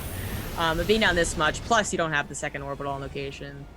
That's bad. This crevasse, like on the income graph, if you actually were to zoom in right about here, guys, I think you'd see James Franco currently biting his own arm off, because that's how deep this is. What? You what? That's actually not how the movie went. Never mind. I was like... I don't know why for a moment I thought, I told you, I'm done. I need sleep. I need sleep. I like the point of the movie was not that he was deep, nor was it that he bit his own arm off. I know. I've seen the movie is the worst part. If I hadn't seen the movie, I could feel like that does remind me of a Reddit thread I was reading while waiting for my terrible flight delays, which is like, what is the most disturbing Wikipedia article to read? Did you see that Reddit thread? No, but you're supposed to refer to it as an article, so you sound intellectual. Like, I was reading this article about like, what is the worst thing on Wikipedia? So one of the worst things was about a guy, a German cannibal, who managed to find some guy that was up to being like chopped up into pieces, eating his own flesh, and then murdered. He was up for that. He was down, man. He was, and then the guy actually like cooked his penis and like fed it to him, but it was too chewy. Well, some breakups are worse than others. Oh, it's a real thing, guys. So if you want to learn more about it, Google that sentence. No, I don't do that. You guys know what a tub girl is? You can Google that too. Don't do any of this. This is a horrible idea. Was a sexy girl who likes to spend her time in tubs? Oh god, that makes me bad. There's like all those bad websites back in the day, and you think you would get such enjoyment out of tricking your friends into looking at them. But hey, Kier's dead. He just didn't know it. I think he's finally realizing this was the plot to Death Stranding. Death Stranding. I figured it out. Norman Reedus was dead the whole time. He just didn't know it. It is Death Standing, isn't it? I don't think it is. I'm pretty sure it's Death Stranding. Holy shit. I mean, I don't pay attention to the title of the movie. I pay attention to the memes. And you're right, it is Stranding. Yo, I had a real mind-blowing moment recently, where I think I might be from the Berenstain Bears universe, right? You know those little I don't want to say this because it's part of it, right? It starts with a T. It's those little pizza things you can put in the oven. They're like tiny little squares. Pizza rolls? Oh no, I know what you're talking about. I gotcha. Okay, go on. No, do you know what they're called? Yes, I do. Okay, what are they called? Oh, no, yes. Oh, I thought we were gonna try and be like secret. Tostitos, right? See, Like that? I thought there was an S in it too. Tostitos, right? There's no S in the middle. It's Totinos or some shit. I'm like, what the front door? Where did I come from? I'm not on board with the whole Bernstein Bears thing either because I didn't really pay attention. So it only is a freaky thing when you were like 100% sure and the other person is 100% sure. Dude, I was 100% sure it was Totino or Tostinos. Because like for me, you're toasting it in the oven. It made sense to call it Tostino. But then to learn it's always been Totinos? Like, what? Apparently, that's another common Mandela effect, so at least you aren't alone, man. I don't like it, man. At least you're uncomfortable. These things bother the heck out of me, but all right, we're getting into game, and oh my, did we miss a host? No, we got on the front page for a little bit. Oh, that's dandy. Cool. I saw our viewership spike up. I'm glad. I hope that was. That's where all the shitty people are coming from. No. This is only just now. I'm hoping this happened after your discussion and that they didn't have to hear about it. But Oh, it okay. definitely happened during that discussion. If you're just joining us on this stream, maybe you're fresh and new, or maybe you've been around and you just happen to unmute the stream. We're in game 2 of the semifinals. And this is the second semifinals. We still have the grand finals yet to come. Fun here in the upper left side of the map. He's got one game in his pocket. It's the red Protoss Deer. In the bottom right, as the blue Terran and his cure. That's the end of ZG's application to be a Disney princess. Also, quick note here. Ginoi000, he cheered 100 bits earlier. Thank you for that. He says it won't show up on stream, but whatever. But fun fact, if you cheered 150, it would. It's one of the secret Easter eggs. Biochemical Engineer, thank you for the 4-month resub as well. Germany is the Florida of Europe.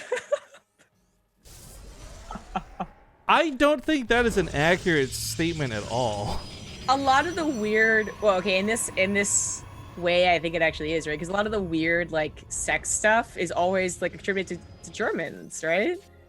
Like, the weird stories of a person in Europe being part of, like, a sex dungeon or eating their own penis. And you're Zombie like, Grub, we're on the front page. just like We're you had past this topic. You said America. I'm gonna level with you right now. To date, I've never been given rules about being on the front page, but I'm gonna be very comfortable not talking about a man cooking up his dick and eating it on the front page. Okay, I just said we you can know, just put it to bed. We just put that shit to like, bed. You put like in detail. So like, who's really the worst person here now that we're on the front page? Guy who ate it, obviously. Well, he couldn't. It was too chewy, and he had a lot of blood loss. All right, I apologize. You guys are coming for the front page. You jump ship. This is not worth it. It's not gonna be good. I will say also real quick, we do have a 2-minute stream delay because this is a tournament. As goofy as we're. Thing. Everyone's agreeing with you. Or everyone's agreeing with you. Tostitos, I know, right? Anyways, regardless of all this stuff, guys, we are, of course, talking about some StarCraft too. It's good times, but I will just also mention for all the new people coming in, this is not like a super professional WCS environment. We joke around, we mess about. That's BaseTradeTV in a nutshell. So if you like more casual viewing of games with professionals, that's what this channel is all about. That's why I look so different. They don't even recognize me as the person who is on the channel. Lenny Juice is a genius. He says the Totinos family stole the recipe for the poor Tostinos family. Is that really a genius thing to say? It makes sense. I don't. The math adds up. I mean, it makes sense. I don't know if it's a genius thing to say. Well, when you're a fool, such as myself, a lot of things are genius. It's all comparative. Or that is relative. my favorite thing that I like ask people to realize, like what person played Shazam. Oh, come on. I know this one. Was that Shaquille O'Neal? I don't remember, but people always get it wrong, so hold on. So there's one with Sinbad, isn't there, or something? Yes. Okay, exactly. That's what people think it is. It's like they're like, it's Sinbad, wasn't it? What was the name of them? It's Kazam, wasn't it?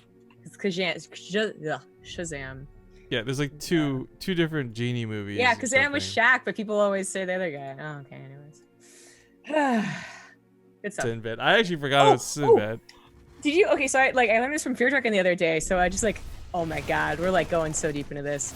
The kid that played the kid in Shazam is apparently a huge StarCraft fan, like a StarCraft esports fan. And if you look up his Twitter, I can guarantee that he follows you. No way. What? Yeah, no, seriously. Hang on, Like, I could probably find Shazam IMDb. Oh, it's gonna take you a while. Wait, no, Shazam's the name of the new movie. Kazam. Yeah. Shazam's the guy from the DC Comics. Oh, God. Oh, this is the best time. All right, Kazam, 1996. Now, which kid is this? Am I looking up? The main kid, the guy who's the genie. The guy who's the genie. You mean Shaquille O'Neal? The guy who, that is his genie. Oh my God, you're right. Yeah. He's following me on Twitter. What world do we live in right now? This is insane. His Twitter bio is quote unquote the kid from Kazam. Now this would be only made more freaky if this guy was watching the stream right now, listening to us creep on him. Yeah, right? But I felt like I just played the Wikipedia game accidentally. Like I had no intention to coming to this point that I learned like 4 days ago, but we got there anyways. That's pretty cool. That's like a fun. That's an actual fun fact. But okay, dialing it back, let's talk about what's happening because this is about to spice up. We got Colossus on the way, but this attack comes without medevacs because it's trying to hit earlier. It's trying to hit at this timing. It's got +1 weapons and stim pack. I mean, third base was gonna get canceled. There's no question about that. But it's this almost like borderline fake pressure because Deer doesn't have a bunch of observers on the map. He doesn't have revelation on the army. He doesn't actually know whether this is sitting outside the natural waiting to come in or not. And is Colossus one of them? This actually isn't enough to stand against Marauders. That was a really bad supply block for Deer. And it's not even, it wouldn't be one if Colossus weren't so supply heavy. There we go. He's fixed it now. That would have been scary. The +1 weapons is going to add so much power to whatever he does. Like, he's going for a drop, so he's not going for a main attack. But this drop's not going to get in. If he tries to fly in, the stalkers are going to pick it off. It'll be dead on arrival.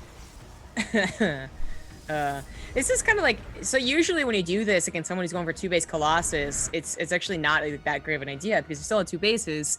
They can react to the drop very quickly. But this is happening as the push comes out, and this is actually going to work out well, I think, because I'm not sure Kier could have tackled the push. But if he forces a recall, then by the next time he pushes again, like, he will be fine. Man, this position in the middle lines is great. He actually just killed so many more results than he should have through this.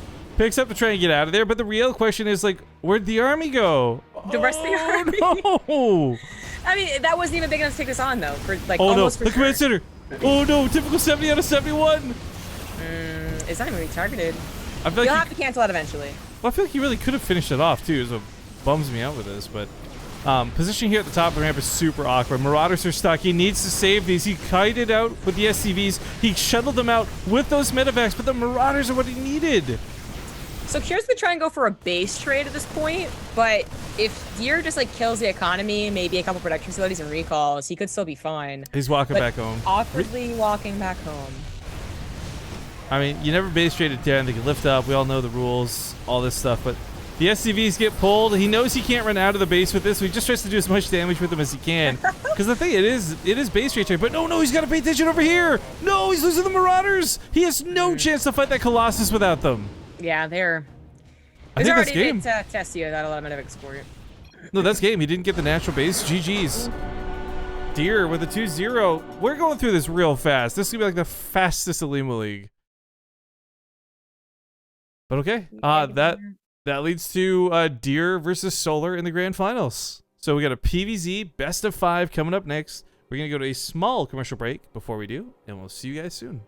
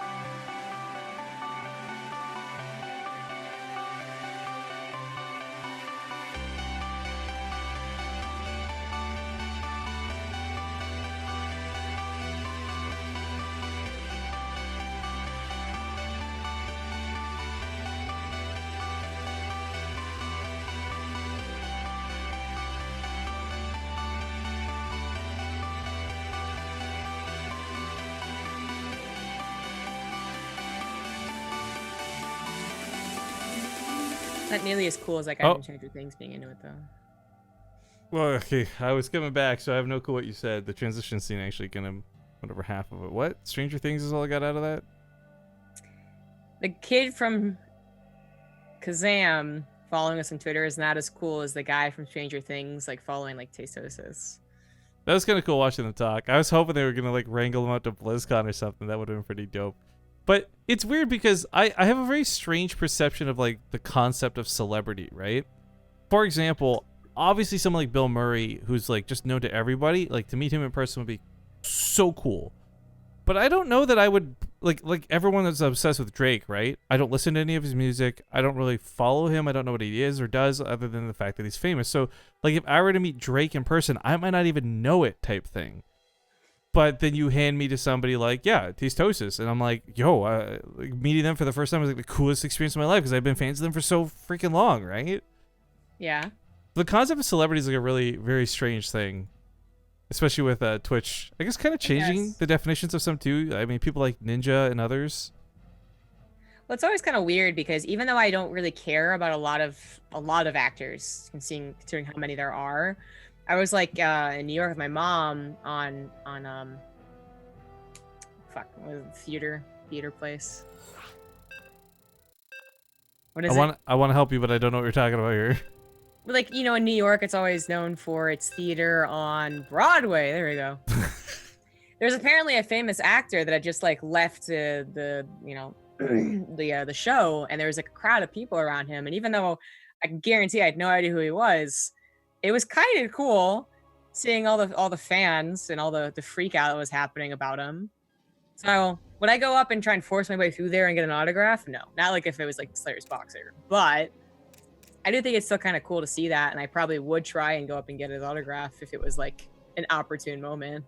Well, even if it was Boxer, apparently you wouldn't. You need like that extra push because you're too nervous to go, Tommy Girl. But I talked to Boxer plenty, thank you very much, with the help of alcohol.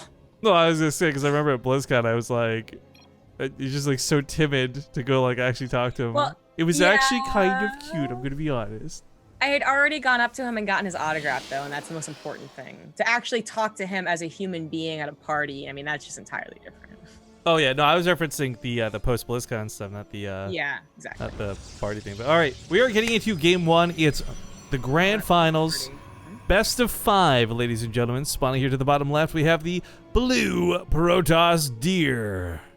What is the post BlizzCon thing if not a party? Oh, I was just talking about like when we were in the actual arena, going up to talk to him to get his autograph or whatever, not the actual party like afterwards. Okay, on the top right as the red Zerg is Solar. I don't remember, like I got in line, but then there was like this opening and I wasn't gonna take it until that guy who spoke Korean took it for me. But it was in the line. I didn't need the computer for that, I don't think anyways. I remember. Knowing It'd be probe awkward up if here. Drake is watching right now.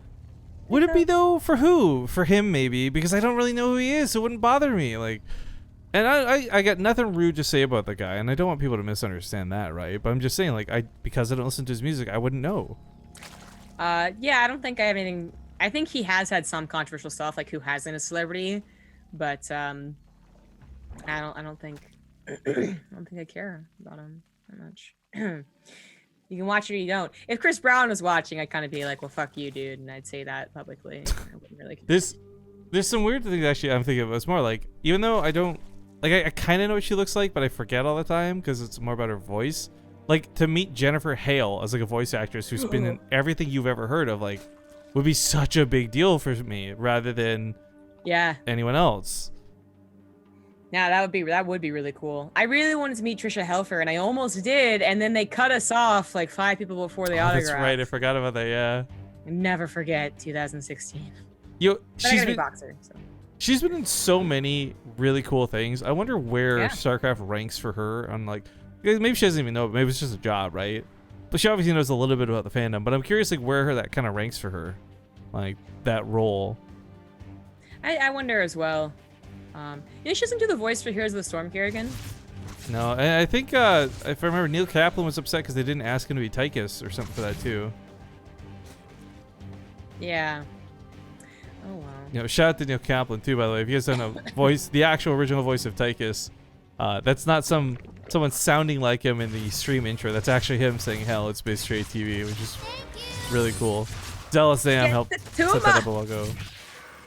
It's not a Tuma. You missed micro, so I didn't get it. Actually, it literally is.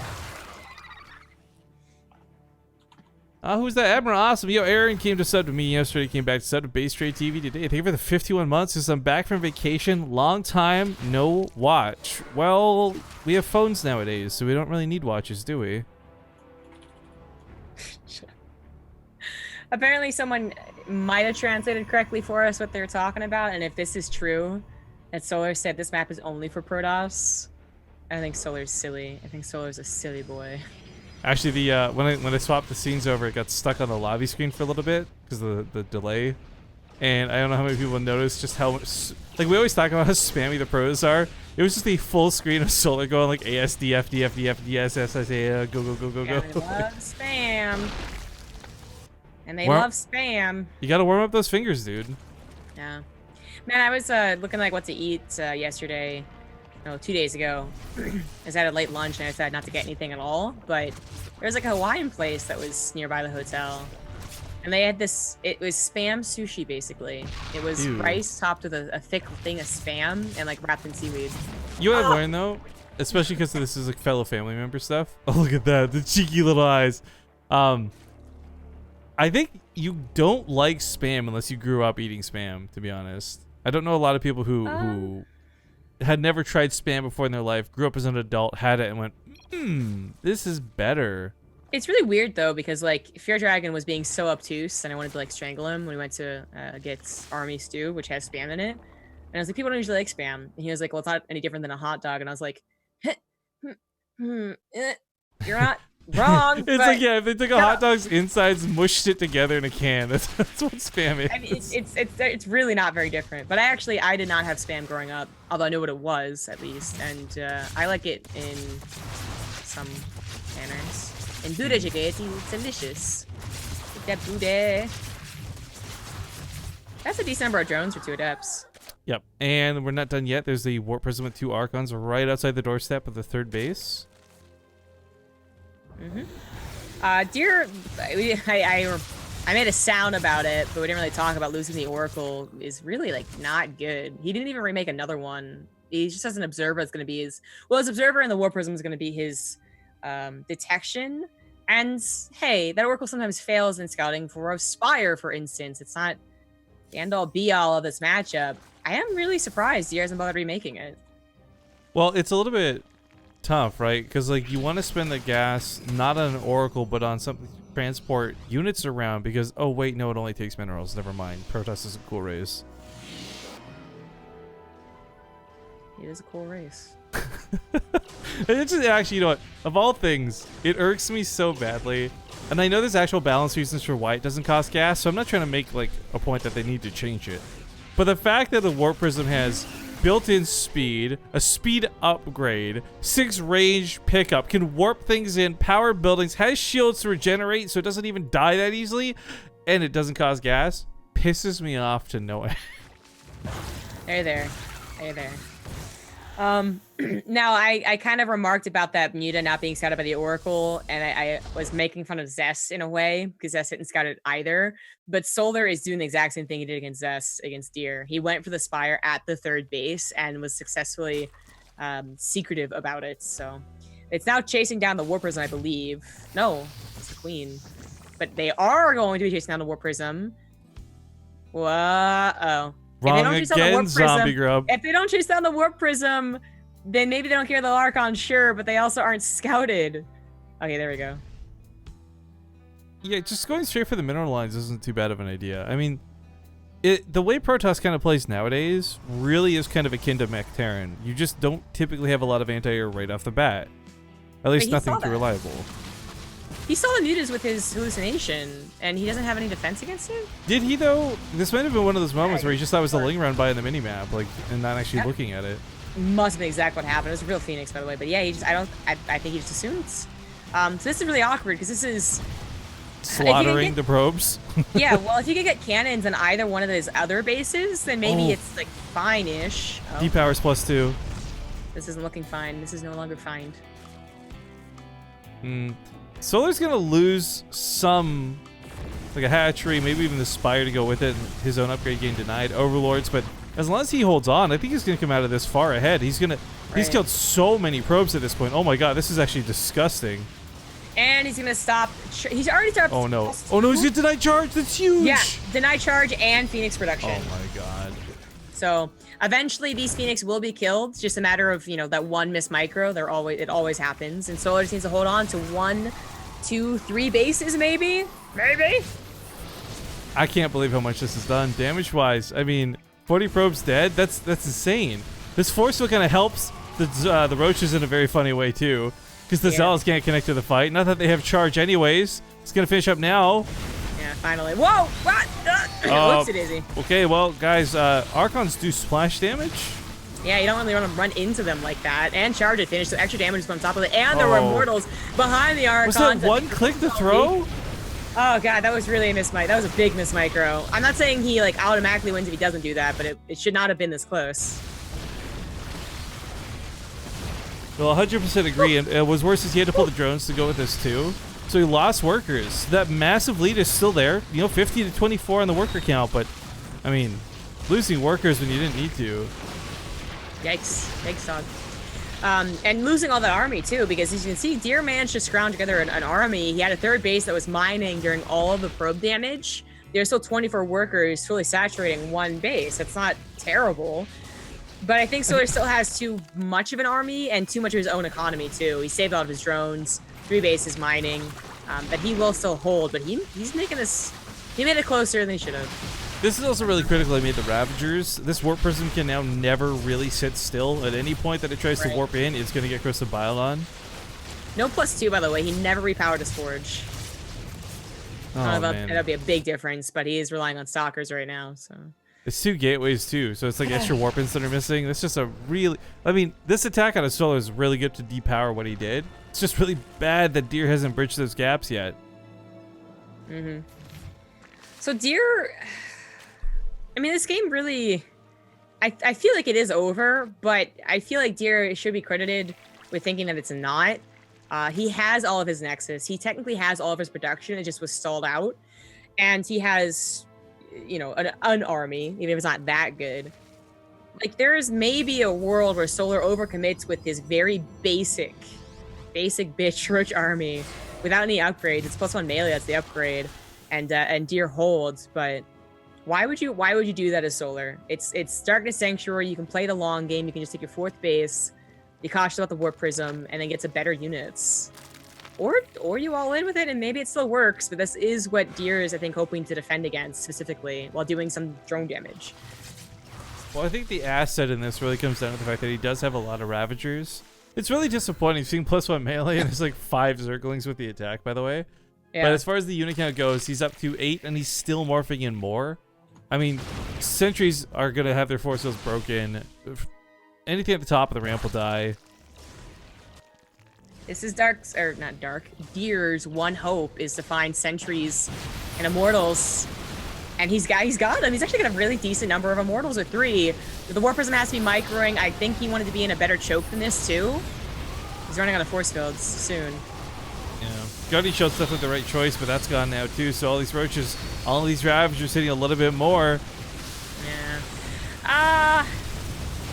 Yeah, I I think Deer had some hope that Solar overcommitted to 1 base defense, like the naturals defense, right? Because if he forces the Roach Ravager through this choke with all of Deer's army before he lost it, Roaches die. He just depowered the Robo as well, so super bad, super nasty. Solar takes a really convincing game number 1, to be honest. It was. I mean, we kind of harped on him for that one missed micro into the Archons, but he was in a dominating win position since those mutas were not scouted. I was legit worried that that was a throw. It just looks so bad for just so quickly. Yeah, I'm with you. Especially because, like, I think it was also kind of coupled with, like, 10 roaches only just popped. So it was like, oh, shoot, like, oh, he doesn't actually have that many. And then suddenly he had many. Roaches once again. Well, we got the next game coming up here as soon as the players pick. Quick reminder that everything is loser's choice in the Olimoleague, so there's a bit of fallback if you end up losing your first game. And of course, the reminder that this is now a best of 5, not a best of 3, so you get the extra life to fall back on too. But I'm feeling good for Solar after that game. Let's see if we can keep up that momentum. Today's been a really fast day though, like obnoxiously fast. 2-0, 2-0, 2-0, 2-0, 2-0. Well, it's still almost 4 hours. Yeah, that's true. We also had a whole extra round of the tournament we don't normally get. Apollo! I know you can hear me! Hey, Apollo! So he could hear me. He's not falling for it. He's like, oh, there you are. Hi. You're so cute. I love those little eyes. Yeah, he's like, you're so annoying. Alright, let's get in the game. Zombie, does your cat have trouble balancing since he doesn't have a tail, by the way? I don't know if you've ever been asked that before. I just thought I'd ask right now. He does not have trouble balancing. He actually has a full tail. Hey, Zombie, how come your cat doesn't have a tail? It's called Japanese bobtail. There's also American bobtails, but they have a different physique. Well, I'm And personally usually longer tails. I'm personally a big fan of DuckTales. No one asks why he has a little messed up foot. No one notices. Don't miss your foot. I actually want to talk about DuckTales, but let's get the intros done first. Spotting here in the top left, we got the Red Zerg Solar. Currently looking for a team. In the bottom right, as the Blue Protoss, he is Deer. Have you watched any of the new DuckTales? Whether it's a clip on YouTube or an actual episode? No. I really like it. I went and binge watched like the 15 or whatever episodes that are out right now. And the way they redid some of these things, absolutely unique and cool and hilarious. It's not the same as the old DuckTales, obviously, but like all the characters are the same and they've made some small swaps and additions. But they've done some things that I've really enjoyed. Like, for example, it wasn't a permanent change, but Donald Duck, super annoying to listen to. Nobody can understand him, right? So the scientist guy shoves like a little chip down his throat. He does like the and then it's Don Cheadle speaking through Donald Duck. He's like, wow, I can speak, I can hear you, you can understand me. And they just take like these little twists on like, you know, the classic characters. I don't know. It's very, I enjoyed it. But the intro is really rocking. And with, what's his name from Parks and Rec? I don't remember his real name, Ben something. But John Ralphio, you know who I'm talking about? Oh, sure. Yeah. He's like Huey or Dewey or Louie or one of them. Like, it's just, they got a really good voice cast for it too. That sounds good. There are a ton of new kids shows that are actually just legitimately good, though. In fact, that's always been the case. Like, there's always a handful of shows that are for kids, but they're really quite good. Like, my dad never minded watching Ninja Turtles with us because he really liked it. Cowabunga, dude. Yeah, totally, man. I actually hated it. Because I thought Michelangelo was such a cool character, right? Mm-hmm. And he would call people party poopers. But when I was young, I didn't understand that was a negative thing. So I would call my friend like, "Yo, you're such party poopers, dudes." And they're like, "What?" Why would you not think that was a bad thing? I don't know, because it was Michelangelo saying it. It just sounded like anything he said was like a cool thing at the time, you know? I guess I could see that. That's true. Anywho, I just realized, by the way, that these guys are ex-teammates, and that's probably why they're friendly. Yeah, Samsung Galaxy Khan. Exactly. There was another guy in this team I remember for a while. It was a Protoss that played in Zotac. I can't remember his name. Started with a T or something. I think it was one of the B-listers, though. Let's look it up. Hit me in the nostalgia when we remember. Because what I loved, Deer never took part in this, right? Deer was like the only guy who didn't do it. But you had Armani, you had Solar, you had a bunch of the Samsung guys who'd come to North America. They realized like, oh, foreign cups are easy money, and they'd play in these like every single week. So like we've been watching them alongside our own career growing over like the years of BaseTradeTV. Yeah, they're the only pro league team that would let their players play. But I don't know about starting with a T, but there was Journey and Reality were on Samsung. And Reality was the big Terran that they had. So he was doing well occasionally. No, I'm definitely thinking of a Protoss. I don't remember who then, but so Protoss is Deer, Emotion, Hurricane, Stork. Nope. Yeah. I do remember Emotion though. Reality was another guy who was really sad because I remember just like getting in love with his mech builds and then like he's no longer playing. I felt really former, bad. maybe Trent. Trent, that's it right there. Boom, bada bing, bada boom. Yeah, he was the first one. Then Solar came shortly after, and I imagine Trent, because it's like Trent with an E at the end or something, right? I just imagine he's like, "Hey guys, I found out this easy money," and then Solar just comes every week and takes it from him. He's like, "I should never have told these guys about this cup." Like, so I'm like looking at this, right? And I just gotta like fit in my Broodlord and Fester Wine Fest for like 10 seconds.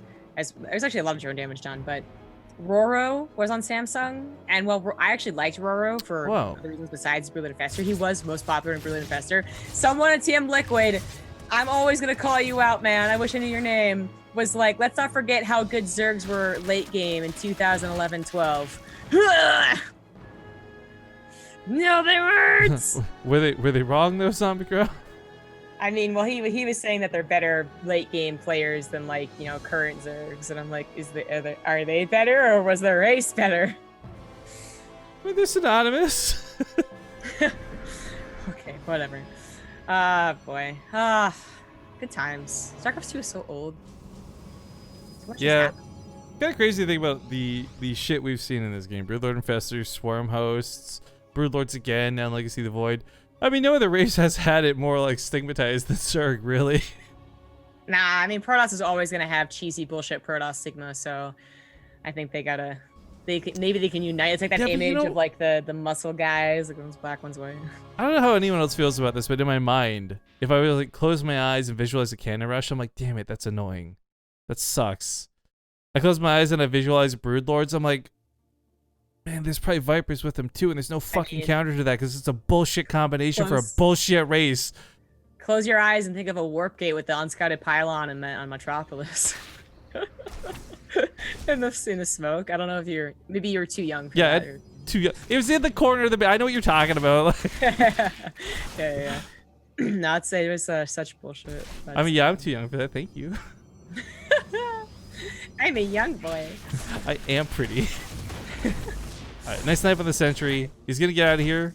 He also basically reveals charge to this too. So I mean, for Solar, this was a great fact-finding expedition. But on top of that, gets a sentry. He's not too shabby. He does have to deal with this happening in the main, which is no fun. But the roaches have been on top of it. So he's a pretty good roach player. Not just basing this off of game 1. Like, it's just in general, he's had roaches be his backbone for a while. Yeah, well, all of the ZVPs so far that he's played today, so this is his 4th ZVP we got to cast. Roaches have been working for him really well. Their downside, oftentimes though, like, and they do definitely have a downside. I know, like right now, it looks like Solar's about to run over Deer because he's maxing out on roaches, but is that they are usually very easy to like. It's kind of like a 1-to-1 thing. You know, you don't have Ling run bys as you have like roach run bys. You have a large number of roaches, which are definitely hard countered by force fields and immortals. It's just a matter of like, do I have enough? So as I watch this unfold and he just continuing to make roaches, that is literally what we're going to look and watch happen. But he does have some type of run by secondary harassment force ready to go. That was unscouted. So Deer is going to be moving for a shock.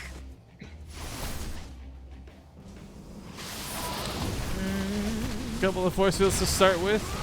Oh, the roaches just slip right on by. There's like nothing. Oh, if he gets there. that pylon. Oh, this pylon right here. Pylon. Yeah. Or Robo. Like some. What? No. Really? Greedy for the probes. Attack on the left side is still going very well, though, so it's not looking much better for Deer. No matter which side he cleans up, one is still going to prevail by the looks of it. So it gets to the main, big distractions. Oracle's working its way. This is so bitter for poor Deer. It is. All right. He contaminates the Robo, which is pretty cool. And while a 3rd Immortal is out, it's now 2-1 Immortal. And Roach is still alive in the main base too. GG. All right. Solar takes it 2-0 here for the finals, but it's not over yet. We still have at least one more game to go. We're going to play quick 2 minutes of ads. When we get back, we'll see if he can close this out or if Deer comes swinging back.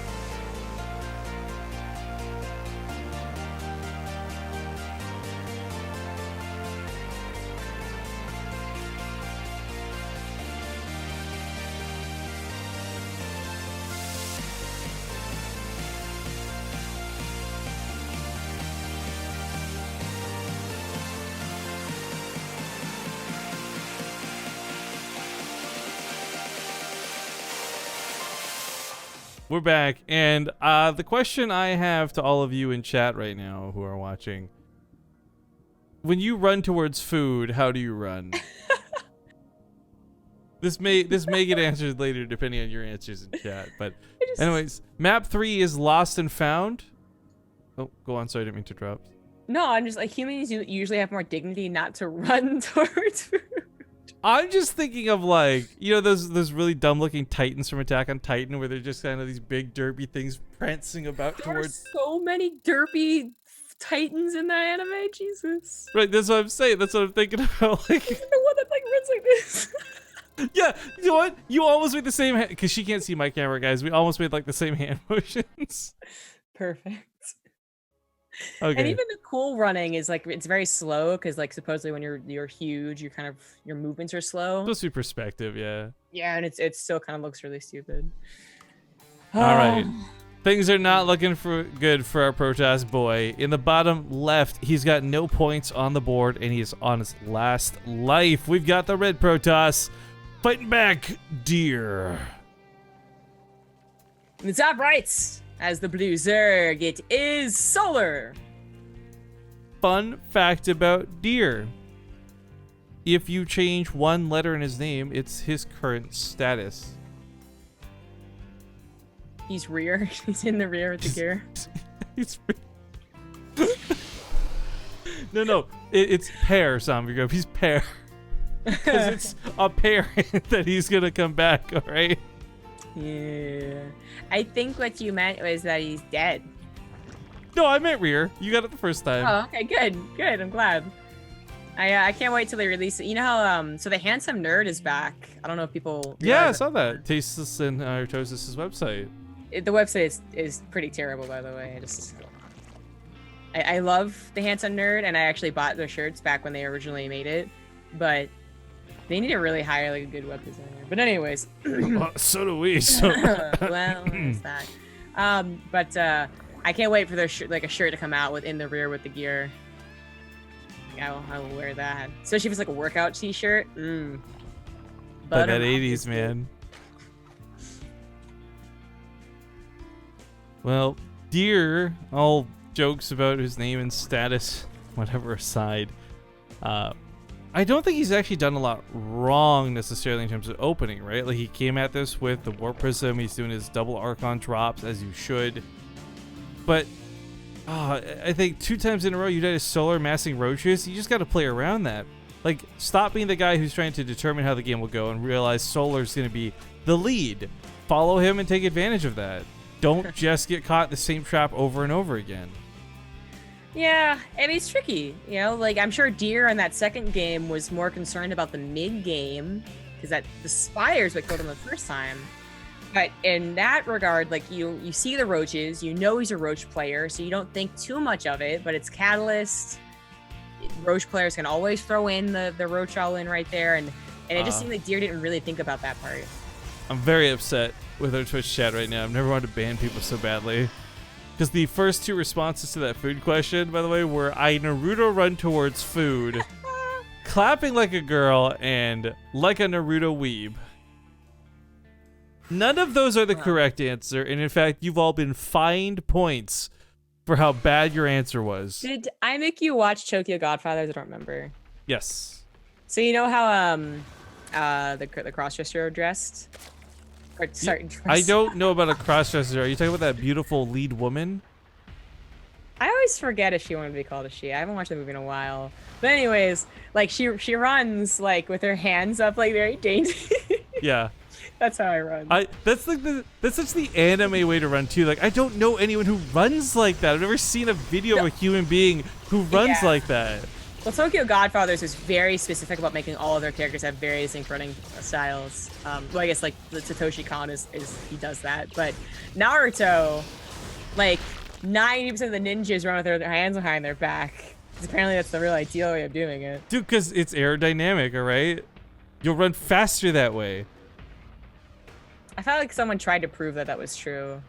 I got no clue, man. I just know that the worst thing, the second worst thing, the worst thing I've ever seen is stupid cheese rifkita combo in chat, but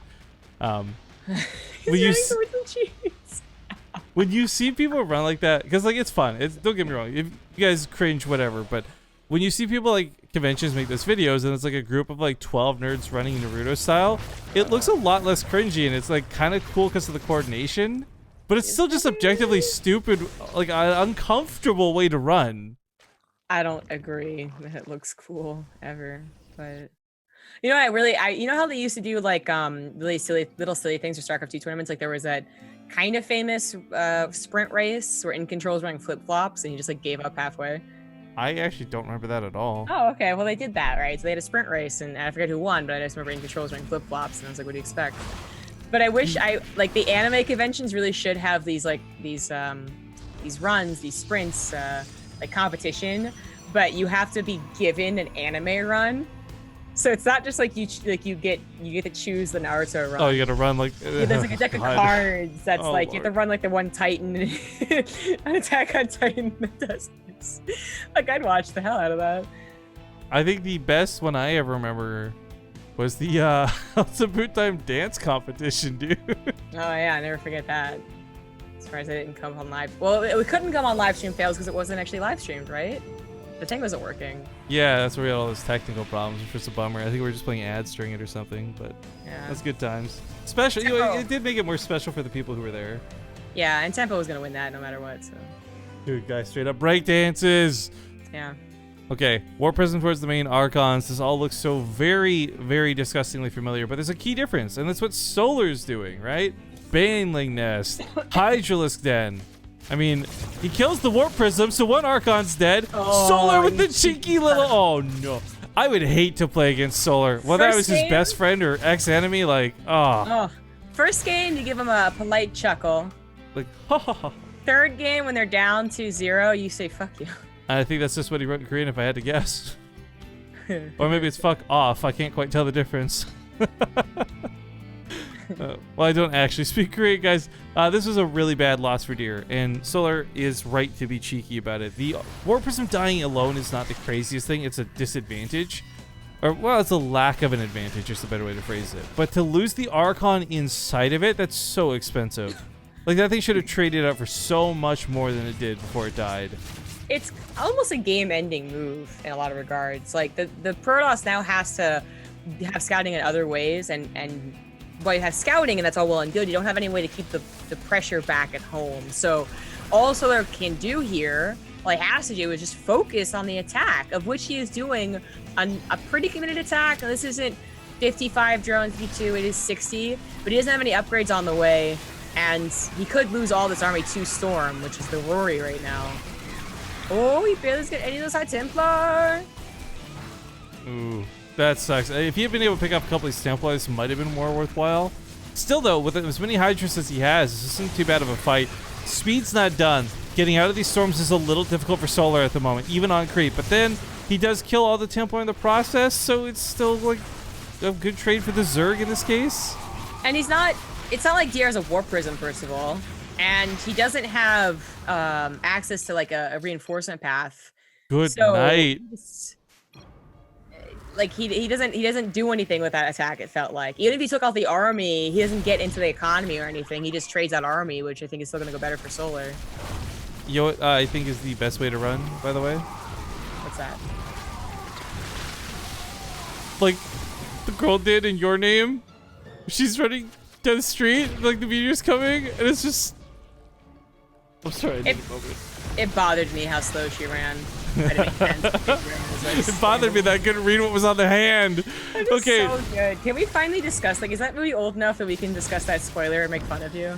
Oh, we probably should at some point. Contaminate goes down top of the warp gate, so that's going to deny one of the warp-ins available, or as few as there may be. But Deer is... Oh, I mean, the Banelings really caught him there. They really did. The Hydras are going to die to Zealots without that support, as we can see is happening right now. But if Banelings finish up, they make this a very, very different fight. Yes. They might not even... Nah, I think they are needed. Seven on the way, though, and that's going to be good enough. Yeah, but they're not skinned, so who cares? Solar. Support StarCraft. Do you buy the war chest already? Yeah, Jesus. Actually, Fear Dragon had this interesting tweet chain I woke up to this morning reading about the community rallying behind the war chest. Uh-huh. And it's like Cats and Nathanius and a bunch of people commenting on it.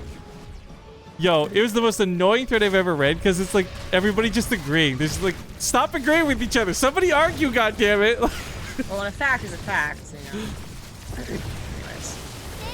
That dance was a little BM, granted, but I want to remind you guys, these like ex-teammates are probably very friendly. Solar's not typically a very rude boy. Rude boy. Dun, dun, dun, dun. Oh, they had someone earlier whose name's Rude Boy Sub, I think. Anyways, no upgrades, that's it. Immortal doesn't even come out. Yikes! Yo, she That's wrote. game. GG? Just a G. Just a G. All right. Well, that is going to be the. God, how many? Hang on. Do you still have the bracket? I closed the bracket. There's like all 3 O's, 2 O's today, right? Like The entire round of 8 and beyond were all sweeps.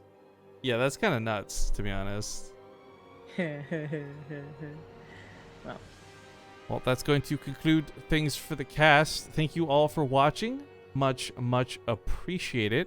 Hope you guys enjoyed the show. I know it was a bit of a weird day, but honestly, like, you know what? It's been a while. I literally haven't talked to Zombie in like 2 weeks, so I enjoyed hanging out, man. I hope you had a good time. Well, that's not true. I cast 3/4 of the cast last Thursday. Right. You know what? Sorry, I confused you with who's the actress? The chick from Avengers, right? Is her name? What? Get Scarlett Johansson? There you go. Oh, that's right. You did say I sounded like her. Started getting towards the end a little bit, yeah. But, yeah, that's gonna wrap things up. Now I have to do a replay cast before I get to go to Sleepland, and I'm not gonna drag Zombie Grub through that with me. So, I guess you want to get your shoutouts out of the way and all that good stuff. Follow me on Twitter at CG Gaming, Twitch Zombie Grub, YouTube Zombie Grub. I'm trying to get back in the swing of things. Probably starting tomorrow. But yeah, I'll be at Montreal, so you guys can always watch me on the StarCraft channel. Cool. I'm actually really bummed because like last year I went to Montreal and I thought it was kind of lame. Not like anything at the events that happened or anything around, but like just there wasn't a lot to do at the venue itself. And this year it's like a really cool fucking area, and like I've heard about all these announcements now. There's like Nintendo Switch announcements even going with it too, and like this. I wish I had gone this year and not last year, frankly. But anyways, I'm gonna play some commercials. Zombie, you have yourself a great day, and we'll be back with a replay cast in a few moments, guys. Thanks for watching. Bye. Yeah. Shelved it up in the closet. We say